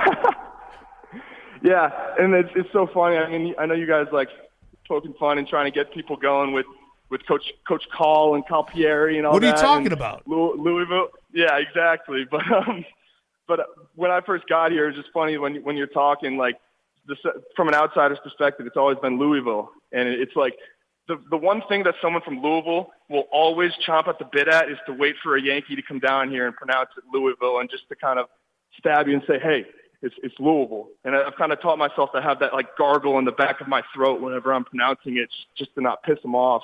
But yeah, it's a fun rivalry, and even though I've only been a part of it for this past year, we're going to do everything we can to make sure that we have the same result this year as last year. Yeah, so so there you heard it, bulletin board material. Will Levis is going to kick I almost swore there, but we're on radio, kick the S out of Louisville. Louisville, correct. Yes, Louisville. I love it. And so I'm reading about you here, Will. It says that you're a finance major. Is that correct? That is correct. So what does that mean for your day-to-day? Like that sounds like it's more of a challenging major than a lot of other football players have if they're going to go like an easy route.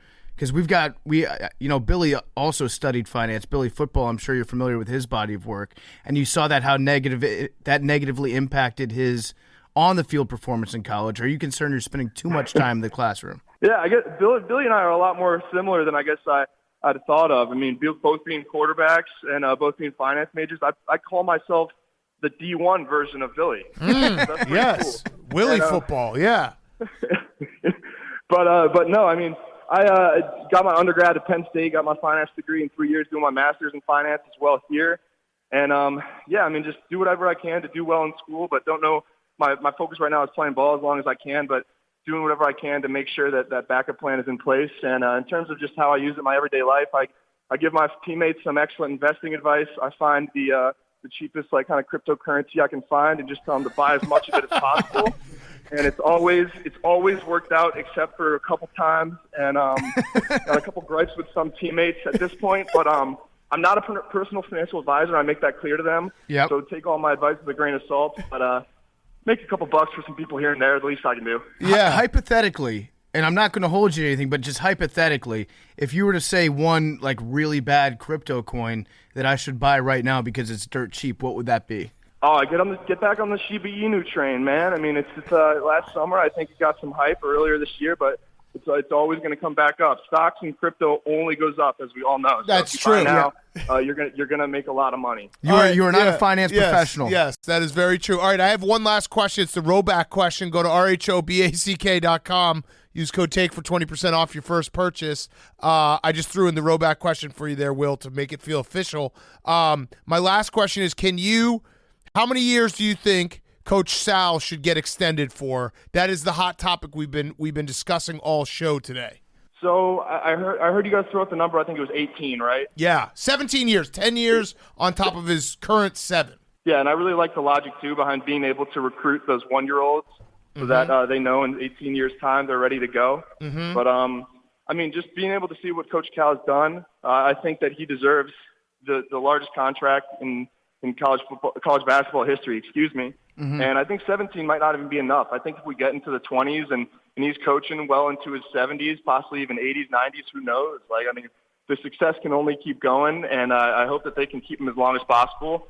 And I know that there's been some shortcomings in the last couple of years in terms of the fan standards, but hey, if we can get 1 or 2 more championships in those next 35, 40 years, I think it could be awesome. Here's what I think we should do. This is almost like a little human centipede action. We're going to create a website called extendcal.com, and that's going to basically be promoting the fact that Cal Perry is going to need at least 17 years to do the job at task. Well, and then what we're going to do is we're going to sign you, Will, to an NIL deal from extendsal.com, and then we're going to pay you to promote the website, and then we just go in a big circle and everyone in Big Blue Nation wins. I think we just fixed Kentucky athletics. It fixes the football team. It fixes the basketball team. For Everything. Sure. One slight adjustment I'd like to make to the Extend Cal train that we've got going on here is, we keep talking about like lifetime contract. Mm-hmm. That sounds a little morbid. Yeah. It's like you can't wait to fire the guy. It's almost like you can't wait till he dies. Also, why don't we give him a lifetime and afterlife contract where he's Ghost Cal is almost the head coach emeritus. Well, it also assumes that Coach Cal Perry is going to die, and we don't know that for a fact. Maybe we do that. I think, Go ahead, Will. Maybe keep it in the family. Yeah. Maybe keep it in the family. Yeah, Brad. Have Brad come in and have that guaranteed. And it's just, I think if we have the Cal Perry name here in Kentucky for the rest of history, then things can only go well. Guys, we're brainstorming right now. I mean, what's the buzz in the news? It's the Queen's Platinum Jubilee. Why don't we just make the Cal Perry's monarch at Kentucky? They should be. So no matter what, it stays in the family name forever, and we keep winning draft picks, the NBA lottery. We keep doing all these big things that will keep Kentucky relevant. I like this. I think it's a monarchy. They can start breeding corgis and selling those. Yep. I think that if you're going to select a king of Kentucky, you could do a lot worse than the Calipari family. Right, exactly. So, Will, this has been fantastic. We appreciate it. Best of luck this season. Hopefully we'll see you at some point, and we got to have you back on before the draft, and we'll be rooting for you, man. 100%. Appreciate you guys. Thanks so much for having me on. Go Cats. All right, go Cats. Love it. You said it. All right, that was your starting quarterback, Will Levis. Awesome dude. Awesome dude. All right, we're going to take one more break. We have a couple more breaks, but let's take a break. When we come back, we'll get back to the phone lines. If Edie or Buck are listening, please call in. We talked to you last year. We'd love to talk to you again. Kentucky Sports Radio, pardon my takeover, back right after this. We're going to get back to more Kentucky Sports Radio in a second. Before we do, it's being brought to you by Skrill. Skrill is the best digital wallet for gamblers because it was built for gamblers. We talk about responsible gambling a lot. Guess what? If you're a sophisticated gambler, you need something that manages your bankroll. Well, Skrill does that for you. Whether you're playing games like poker or betting on your favorite sports, Skrill manages the bankroll using the wallet, which allows gamblers to pay instantly and securely. It's payments without limits, basically. You can access your bankroll with instant deposits and withdrawals, and also draw the cash using your prepaid card. This gives you access to your bankroll wherever you are in the world in any currency. Skrill thinks about your security relentlessly, so you don't have to share your private financial details needlessly or repeatedly. I love that about Skrill. It's here to help you. If you're a gambler, you want to be in the Skrill business. They are the best digital wallet for gamblers because it was built for gamblers. And this week only, the first 20 customers who sign up at Skrill.com/Barstool and complete your account verification get a $100 Skrill bonus. That's right, $100 Skrill bonus. Terms and conditions apply. But go to Skrill.com/Barstool, and the first 20 customers to sign up will get a $100 Skrill bonus after they complete their account verification. That's $100 for you if you're on this early. Go to Skrill.com/Barstool. That's SKRILL.com/Barstool. And now, here's more Kentucky Sports Radio. All right, we are back. Pardon my takeover, Kentucky Sports Radio. I think we have on the line one of our favorite callers. We talked to her last year. Edie, are you there? Hey, guys. How's it going? Sup, Edie? How you doing? I'm doing just fine. Okay. Excited to hear you guys again. I love it. Yeah. I love it. So what's going on in Edie's world? Do you have any new news or anything that we can catch up on with you? Well, Matt Jones doesn't like for me to mention it, but I've been like trading NFTs and crypto and stocks. Yeah, how's that been going? Do you have any recommendations? What do you think about the Shiba Inu that Will Levis just gave us? I personally don't hold Shiba Inu, but that's not to say it won't go up. I don't actually hold a lot of crypto. Most of mine is into NFTs, which is where I've done pretty good at. I love it. Wait, so what? Hold on.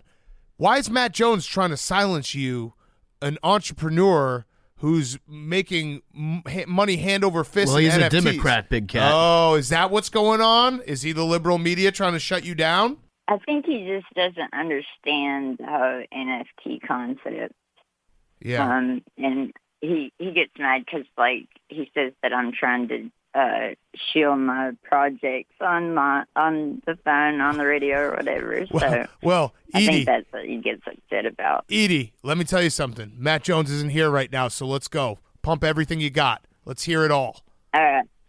We have Psycho Kitties. Okay. We have the Mad Hair Society. Okay. We have Psycho Mollies. Okay. We have the Lazy Horse Race Club. Okay. I'm in. Now, are these specific NFTs? Those are my major blue chip projects. Okay. Can I hear a little more about Psycho Kitties, please? Absolutely. So the Psycho Kitties and the Psycho Mollies are actually part of a collection by Ugonzo and Genius, who actually have art in art galleries and sell pieces. The Mad Hair Society is also part of that, and it's going to be a play-to-earn game where the Psycho Kitties fight the Mad Hair Society. But right now, the Psycho Kitties and the Mad Hairs, they're the males of the collection. There's 10K each, so that's 20K. The Psycho Mollies, there's only 10K of those. So there's 10K of those males that ain't getting laid. Okay, so Edie, I want to step in real quick because you mentioned one thing that I feel like I'm more drawn to, the Lazy Horse Race Club, you said. Now, is that one of those NFTs where you can buy like an electronic horse and then you own that horse and then you can watch it race? Because if it involves gambling as well as NFTs, I feel like that's a real good way to make a lot of money real fast. Yes, and the game just dropped, as they say, a couple of weeks ago. It dropped Derby Day. And we actually met a bunch of the other investors that hold the Lazy Horse NFT at the Kentucky Derby. So if you own one of those lazy horses or lazy ponies, you will race it in the metaverse on the Oculus. And they will also have a casino, too, that you can go in. It's part of Lazy World. If you have one of those NFTs, we also have in real life racehorses. So if one of those racehorses that we own is racing, say, at Keeneland, I can show my NFT and I can get in free, go back to the stables where the horse is held, watch the race, everything for free. Have you? And if those in real life horses win first, second, or third, then we get a drop of the LHRC token. I like this. So how much does one of these NFT racehorses cost? Because I've been wanting to get into the racehorse game for a while. Right now, I'd have to check the floor, but I'm guessing about $100 you could get one. So Edie, we gotta take a break in a minute. Where can people find all these? I want to buy a Psycho Kitty. I want to buy a real racehorse in real life, and then NFT, and then have them meld. Where can we find it? Okay, so Crypto.com. through their DeFi wallet and on Abyssus Bay. And you can also follow me, Cool Chick, Kewl Chick. And I'm following you guys on Twitter also. But I host spaces on Twitter and help people guide them through setting up their wallets and everything. Love it. Like a shaman for NFTs. I love it. We're going to hop into space, Edie. We appreciate your call. Thank you so much. I'm going to tweet it out right now.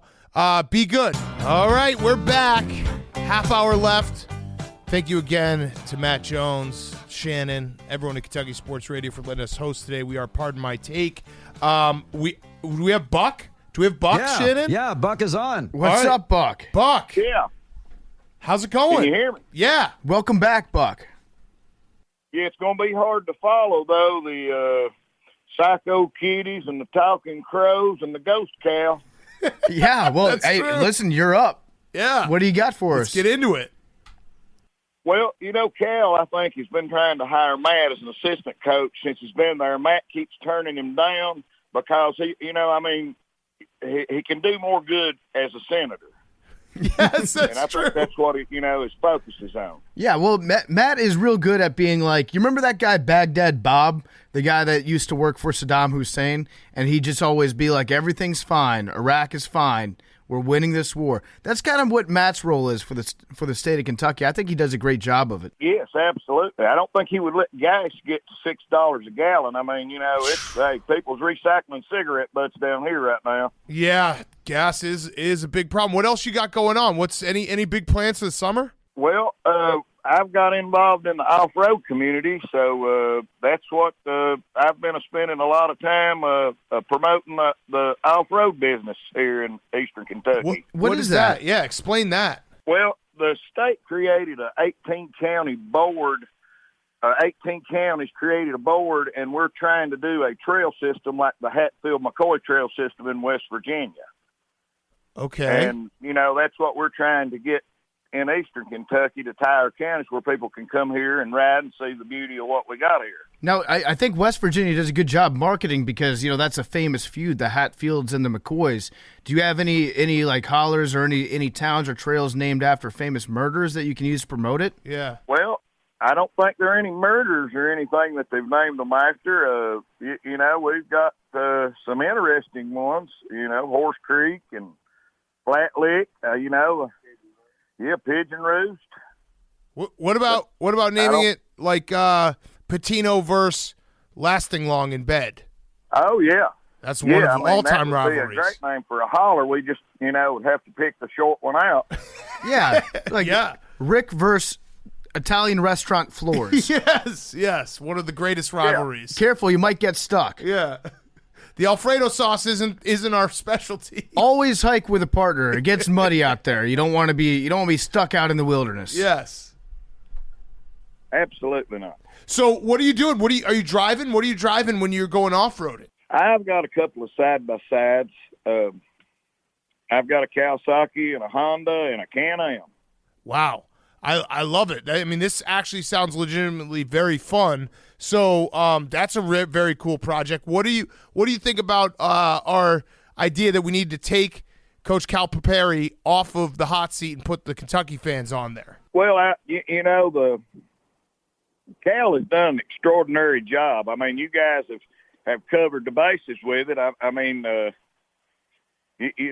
how many coaches can brag about, having all those number one draft picks? I mean, the fans in Kentucky, I guess we need to lower our expectations. I mean, most people around here expect a championship every year or a Final Four at least.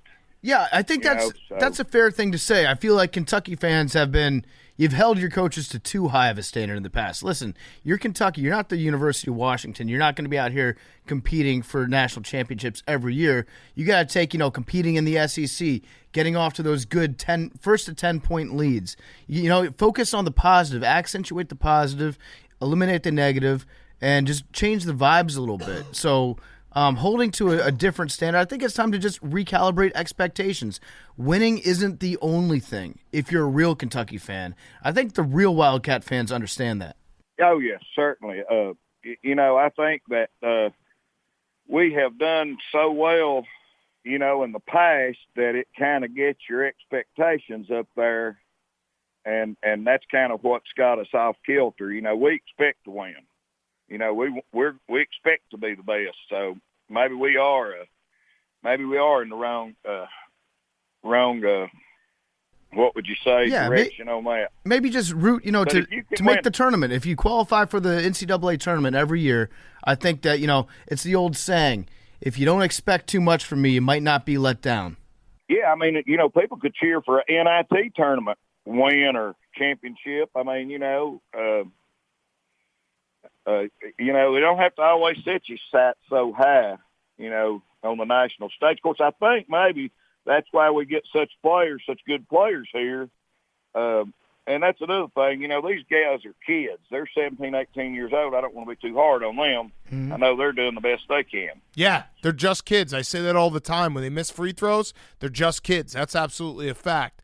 Okay, so, Buck, anything else you want to talk to us about? I mean, the floor is yours. We love having you on, love reconnecting with you. Well, it's a tough time down here in Clay County. I mean, gasoline's almost as high as moonshine. I don't know what people's going to put in their car or drink here lately. Yeah. Well, yeah, it's probably a good thing that you have to pick one now. Either get loaded on moonshine or go for a drive, but not both at the same time. Yeah, you go for a drive or you go for a crawl. I mean, it's your choice. I mean, either one, you know, is pretty good either way. Yeah, true.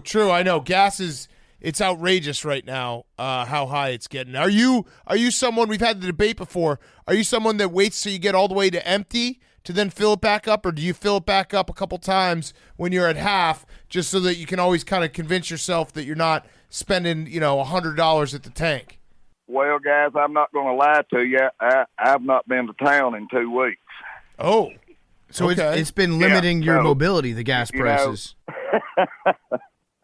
Yeah, I don't really have a preference there. I never know how much gas is in my vehicle. It don't move much. What about this idea? What about starting a gas station that has prices that are just crazy, crazy high? I'm talking like $9, $10 a gallon.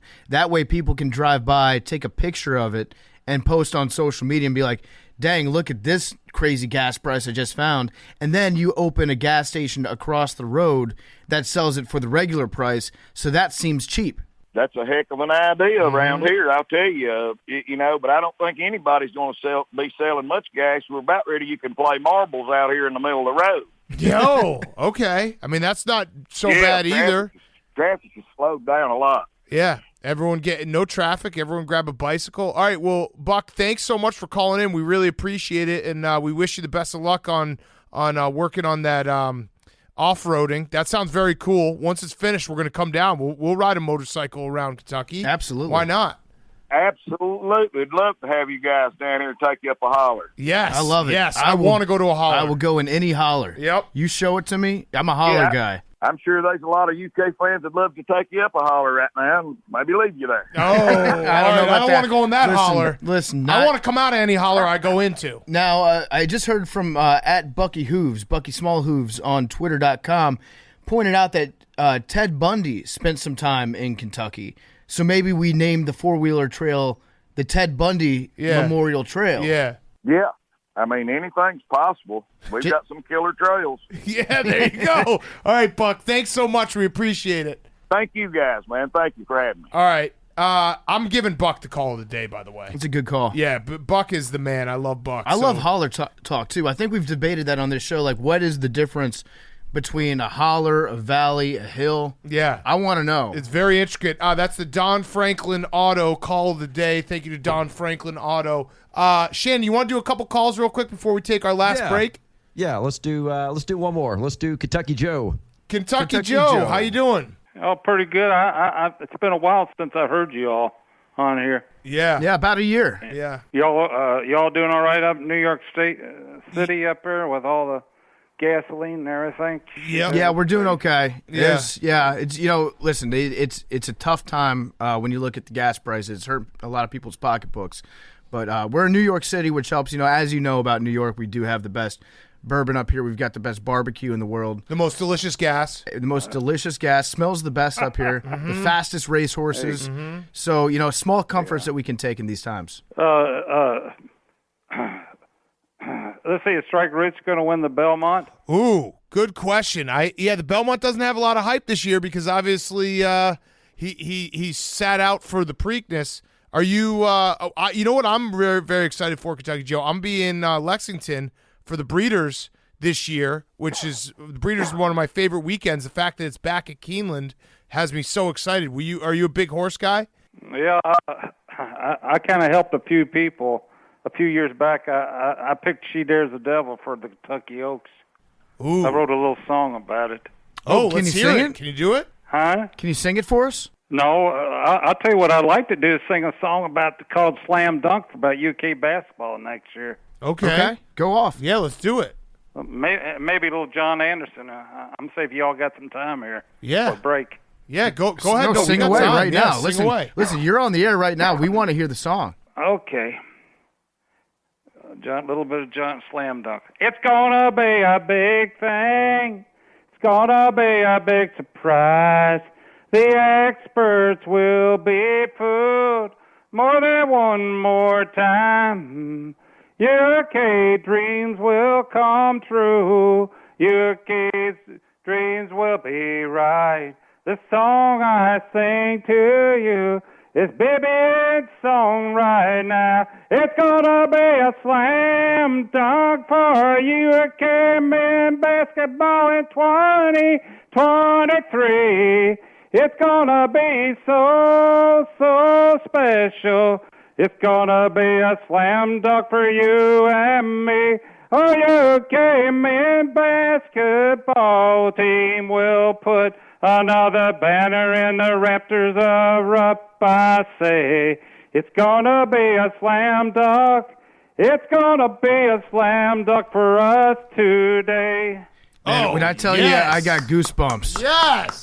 That was incredible. Kentucky Joe, that was the anthem right there. I'm between Harvey talking about the vibes. You just brought back UK basketball. Yeah, Harvey, that was nice. Yeah, Harvey's talking about vibes. Buck is saying that Cal has done everything for this program, and then you just gave us like every memorable team needs one of those anthems, and we've got it. I appreciate. Thank you. I guess my first song's touched a lot of people. It's I actually called it I Bleed. I Bleed, Big Bleed, but it's also called another title. I'm a big Blues fan in the morning, so I like to write songs. I've enjoyed being on KSR. I've been off for a month. I had a friend of mine sick and everything. And, sorry about that. Yeah, but I enjoyed the show. Everything. Will Levis.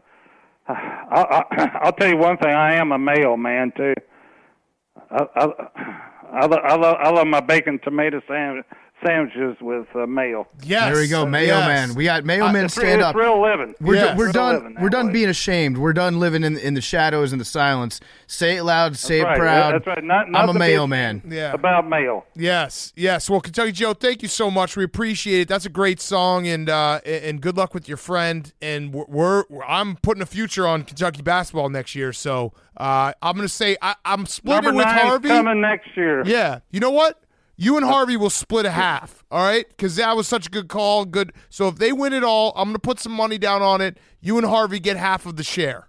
Okay. All right. Love it. Sounds good. It's going to be a slam dunk. Thank you all. Yes. Y'all have a good day. Thank you to everyone. One of our favorite days of the year, Kentucky Sports Radio. We are Pardon My Take. We appreciate Matt Jones always trusting us. Thank you to Shannon. We'll talk to you guys next year. Thank you, guys. Love you guys. Walking through the streets of Kentucky Sports Radio is brought to you by our great friends over at Simply Safe. They offer whole home protection for every window, room, and door against intruders, fire, water damage, medical emergencies, and more. And it's all monitored 24/7 by professionals ready to dispatch the police. The experts at Simply Safe will help you customize the perfect system for your home. You'll customize your system with products like the entry sensor that alerts you when a door or a window is open. You get a motion sensor. It detects humans, not pets.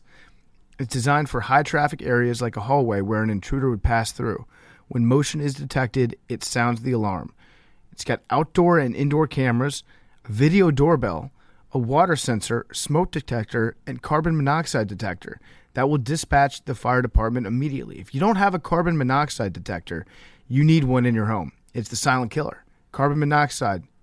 Have a detector for it. Protect yourself, protect your family.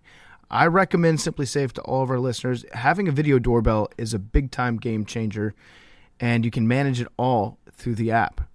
You can customize the perfect system for your home in just a few minutes when you go to simplysafe.com/PMT.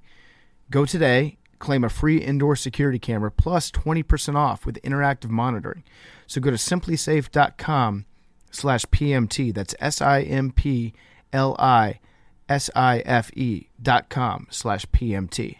Okay, let's wrap up. We got guys on chicks. Henry, before he departs for the wood of Game 3. Nervous? I am nervous. Very nervous? Pretty fucking nervous. Okay, but are you worried? No, I'm just nervous. I'm excited. Butterflies. Not worried. No. Nervous. It is crazy how... You guys know how it is when you're going into a championship game. It's like, there's nerves. There's nerves. But you're never worried, yeah. Game 3 is very pivotal game. significant. Very, very significant. Pivotal game. Pivotal game. As long as it's not a blowout, though. Even if it's a close loss, they can I don't like bounce that. back. Oh, They bounce I don't back. like this. that Hank. is This is bad. You're already bargaining. It's got to fight. You're entering the bargaining Christ. stage. That means that you've just been delivered the bad news that you're going to die, and you're just trying to get your way out of Well, it. the narratives, really the public bad. narratives, it's like, the internet and you guys, everyone flip-flops so hard. Whoa, Game 1, it was like the what? Celtics going to win the championship, Whoa. and then the last 3 days, it's just been Draymond, Steph Curry, Draymond, Steph Curry. Pick a side. I've actually, if you listen to Monday's part of my take, Hank, I said that anyone who decides that one team is significantly better than the other is just making it up at this point. Right. So I don't know how that's anti either team. Well, they're both really fucking good, You've got- and I can't make sense of this series. You also have the public perception now, I think, swung so hard after the Draymond game where you know that the refs are going to make a statement early. They're like, we can't let... What Draymond did with the triple block, he was a lead blocker on that one play. With some of those clips going viral, the referees are going to be like, we can't let Draymond embarrass us again. Mm-hmm. Yeah, no, there's definitely going to be... It's going to be officiated differently. Okay, guys on chicks. Sup, Canada boys. My boyfriend... Tough day for Canada. My boyfriend refuses to have a bank account or use a credit card. He says he likes the old school feel of whipping out a wad of cash with a rubber band around it. We do not have a safe in the house, and he refuses to tell me where he's hiding all of the cash. Where should I look? I love this, by the way. I know that we've discussed this before because Billy's afraid of cash. I think having not too much cash, because you don't want to have so much cash that if you lose your wallet, you're like, fuck, this really hurts. That's kind of the thrill, though. Yeah, but I like having a certain amount of cash on me at all times because it feels nice to be off the grid. Yeah, I was walking around Nashville last weekend, and I stopped by the ATM before I went there, and there's no real rhyme or reason to it because every place in Nashville takes credit cards and debit cards, but I just wanted to have cash on me as I was walking around. You know what it also is great for?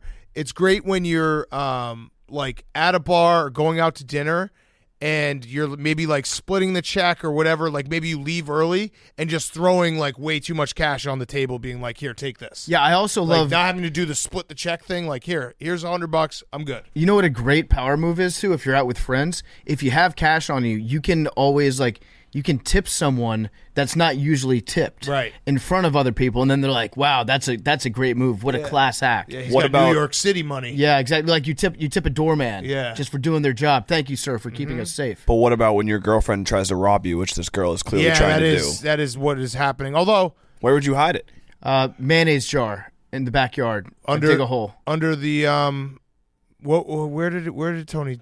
It was under the track. No, yeah, it was. So it was under the bird feed. If you have, a surplus of bird feed and corn in the backyard, put it in a bag, shrink wrap it, and then put it underneath there. I always think that it's cool when I see in movies that somebody puts it in a plastic bag, they zip it up, and then they put it in the toilet, in the tank of the toilet. What I do, I don't hide money.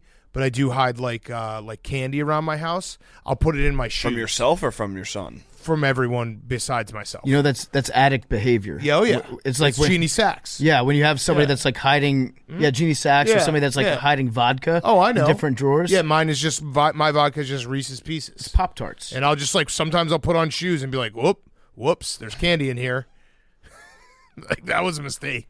I saw a story of a lady that found $35,000 in a couch she bought on Craigslist and returned it. Oh, and what she a got sucker. $1,200. What an idiot! Well, drives me crazy. Well, counterpoint: if you find that much cash and you don't return it, somebody's going to come looking for that cash. But they're going to come looking either way. It's no country for old men. I think the story. No, if you return it, I think the story at that point is fine and it's settled. Her real mistake was then going to the news and being like, look, I found this cash, and then I gave it back to the person because now the person that had that much cash in their couch, their spot's blown up. Yeah. If they come looking for the cash, they're still coming looking.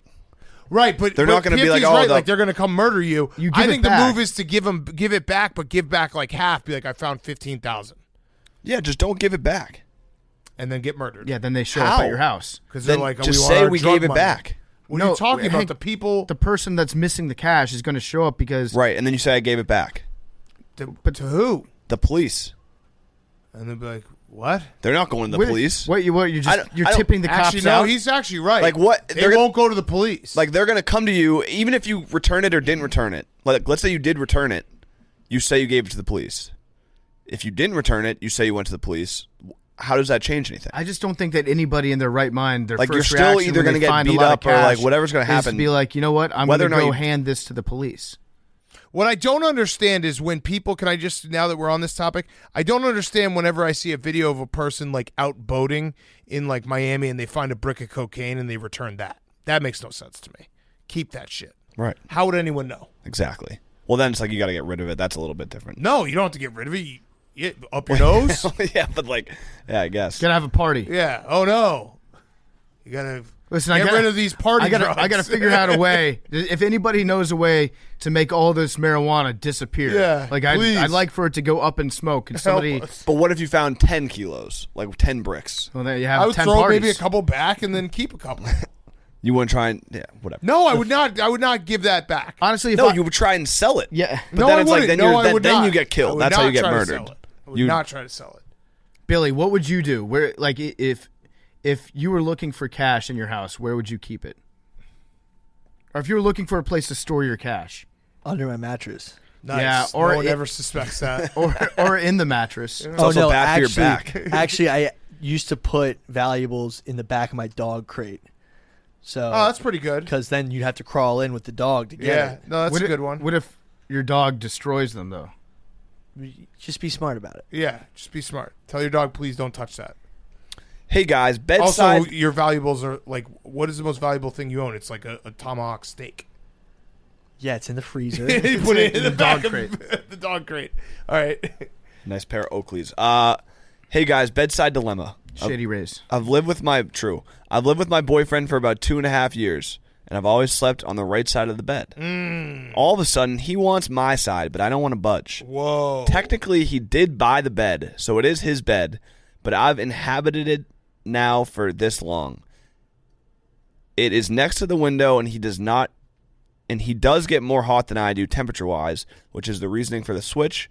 Who do you guys think should keep the right side? Lamayo.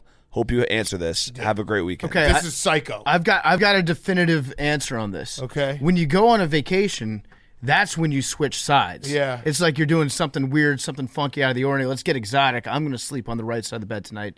Now, in your home, the answer should always be that the person that has to wake up first in the morning, they sleep closer to the door. To the bathroom. Yeah, exactly. Yeah. So that you don't have to like walk around the other person. Yes, to the bathroom. I also think you can't switch until you move.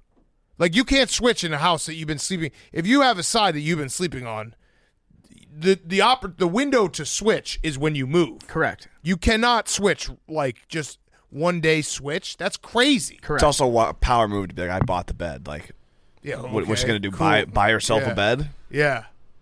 That is true. She's been like, this is my bed. I bought it. I get both sides. I think the important thing is you establish your side and you stick to it. I think the get up early person should be close to the door. Now, there is an exception, like if you have a really protective man in the relationship that's like, I have to put myself in between the door and my woman at all times. Mm-hmm. But the bottom line is you have to pick a side and then you stick with that side. You stick with it forever. And again, if maybe I could maybe think about switching if you move and it's like a whole new room and a whole new setup. But even that, I don't know. You got a side and you stick with it. That's just what you do. That's crazy. Hey, this is Stephanie. My boyfriend is backpacking through Europe with a couple of his friends. Should I be worried he will cheat on me? Yes. Or is he a beta cuck and I should dump him if he doesn't? Thanks. Yeah, definitely the second option. When he gets back, be like, yo, how many STDs you got? Yeah. Oh, zero? Zero? Peace. You pussy. I want a man that can get laid. I think it all depends on the friends he's with. Like, if he's with party guys, he's going to cheat on you. That's just a fact. If he's with, like, outdoorsy guys who are like, oh, when you say backpacking through Europe, there's two different ways that could go. That could just be a bender through Europe where they're going city to city, or they could literally be backpacking through like the Swiss Alps. If they're doing that, you're good. Would you say? Yeah, I would say that's probably accurate. And question him when he gets back and be like, hey, what did you do while you were there? And if he gives you like more than 2 different museum brochures and he's like, oh, I went here, then he's probably fine. If he doesn't have any museum brochures, he was fucking. Mm-hmm. All right, last one. Hey, PFT Fat Cat. Damn. Rude. Mean. Rude, mean. Best in the office, Jake. Billy, Bubba, and memes. Rude. Wow. My boyfriend and I were fucking last week, and Shrek was on in the background. The sex was going great until my boyfriend came and he said, I'm coming in your swamp. Is this normal? I knew swamp was going to be involved. Yeah, that's, I mean, sometimes you get caught up, you know? Like if a real sexy song is on, maybe your sex is a little bit different. If you're watching Shrek, then, you know, sometimes it's part of the immersion. Depends if he did the voice or not. Yeah. Yeah, and you also just need to go along with it. Yeah. I'm coming in your swamp. And then you There gotta you go. and then you gotta just go and when you go to the bathroom, just be like, I'm gonna go drain the swamp. Like that, just keep it going. I would have said, hello, donkey. Oh man, yeah. Do you ever when you're watching a movie, the craziest thing when you're watching a movie and you fall asleep and then you start dreaming about that movie? That's wild. Not kind of similar, but not exactly similar. I think it's fine though to kind of get so into the movie that you're watching that it becomes part of the sex. I just stopped watching Peaky Blinders for a while. Why? Because I was having some violent ass dreams. Really? Yeah, I was like going to sleep and like murdering people with a bunch of my bros. Damn. Who did you kill? I don't remember. Were you I just on remember train? waking up being like, there's another season, holy right? fuck. I think there's a season and a movie. Actually, it comes out on doesn't it come out on Friday? Oh, it might. Or like comes out on BBC. I don't know. Because it comes out on BBC first. Well, the woman, the main character, she died in real life, I believe. Yep. The mom. Yes. Rose? Polly. I feel like most Great shows, fucking actress. most of these shows should just be limited to 2 seasons. Yeah. Because the first season is always one where everyone's like, holy shit, this is awesome. Well, and the second season is like, it's not as good as the first. It's also just really hard to remember. Like I started watching season 3 of Barry, which is a hilarious show, and I watched like the recap and all that stuff, and I still was like, I don't remember anything. It feels like 5 years ago I watched this. June 10th. June 10th. Beautiful. Wait, so that is? Yeah. Yeah, that's Friday. Mm-hmm. Hell yes.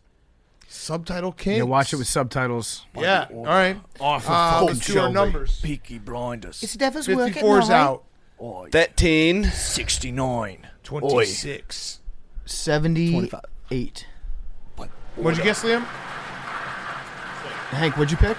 13. And you've never won. I do. Those orders, Peaky Blinders. 64. Fuck. 64? 64. Fuck 64. 69. Love you guys. And 64. Spanish moss. I mean, Kentucky Oh, bluegrass. he's back. Kentucky bluegrass is actually from Spain. Love you guys. Hustling, hustling, hustling, hustling, hustling, hustling, hustling, hustling, hustling, hustling, hustling. Every day I'm hustling, every day I'm hustling, every day I'm hustling, every day I'm hustling, every day I'm hustling, every day I'm hustling, every day I'm hustling, every day I'm hustling, every day I'm hustling, every day I'm hustling, every day I'm hustling, every day I'm hustling, every day I'm hustling, every day I'm hustling, every day I'm hustling, every day I'm hustling, every day I'm hustling. Who you suckers think you're tripping with? Yes, I'm the boss. 745, white on white, that's Rick Ross. I cut them wide, I cut them long, I cut them fat. I keep them coming back, we keep them coming back. I'm in the distribution, I'm like Atlantic. I got them pretty things flying across the Atlantic. I know Pablo Noriega, the real Noriega. He owe me 100 favors. I ain't petty player, we buy the whole thing. See, most of my homies hustle, they still do their thing. My roof back, my money ride. I'm on the pedal, show you what I'm running like. When they snatch black, I cry for 100 nights. He got 100 bodies, serving 100 lives. Every day I'm hustling, every day I'm hustling, every day I'm hustling, every day I'm hustling, every day I'm hustling, every day I'm hustling, every day day I'm hustling. Every day I'm. We never steal cars, but we deal hard. Whip it real hard. Whip it real hard. I call the charge. Whip it real hard. Whip it real hard. Ain't about no funny stuff. Still flipping them chickens. I'm on my money stuff. Still whipping them BNCs. Major League. Who catch it because I'm pitching? Jose Canseco just mentioned because he's fiendish. I feed them steroids to strengthen up all my chickens. They flying over Pacifics to be specific. Triple C's, you know it's fact. We hold it sacks. So living gon' rap. Run and tell them that. More cars, more O's, more clothes, more clothes. Every day I'm hustling. Every day I'm hustling. Every day I'm hustling. Every day I'm hustling. Every day I'm hustling. Every day I'm hustling. Every day I'm hustling. Every day I'm. It's time to spin my thrills. Cause we spinning wheels. I ain't drove and we been should've spinning steel. Talk about me cause the suckers scared to talk about me. Killers talking about me. It ain't no talk about me. It ain't no walking around me. See all these killers around me. Lot of drug dealing around me. Going down in Dade County. Don't took no 22. Magnum cost me 22. Sat it on them 22. Birds go for 22. Lil' mama super thin. She say she 22. She seen them 22. We in room 22. I touch work like I'm convertible Burt. I got distribution, so I'm converting the work. In the them switch on, steady slanging, my shit been banging. Every day I'm hustling. Every day I'm hustling. Every day I'm hustling. Every day I'm hustling. Every day I'm hustling. Every day I'm hustling. Every day I'm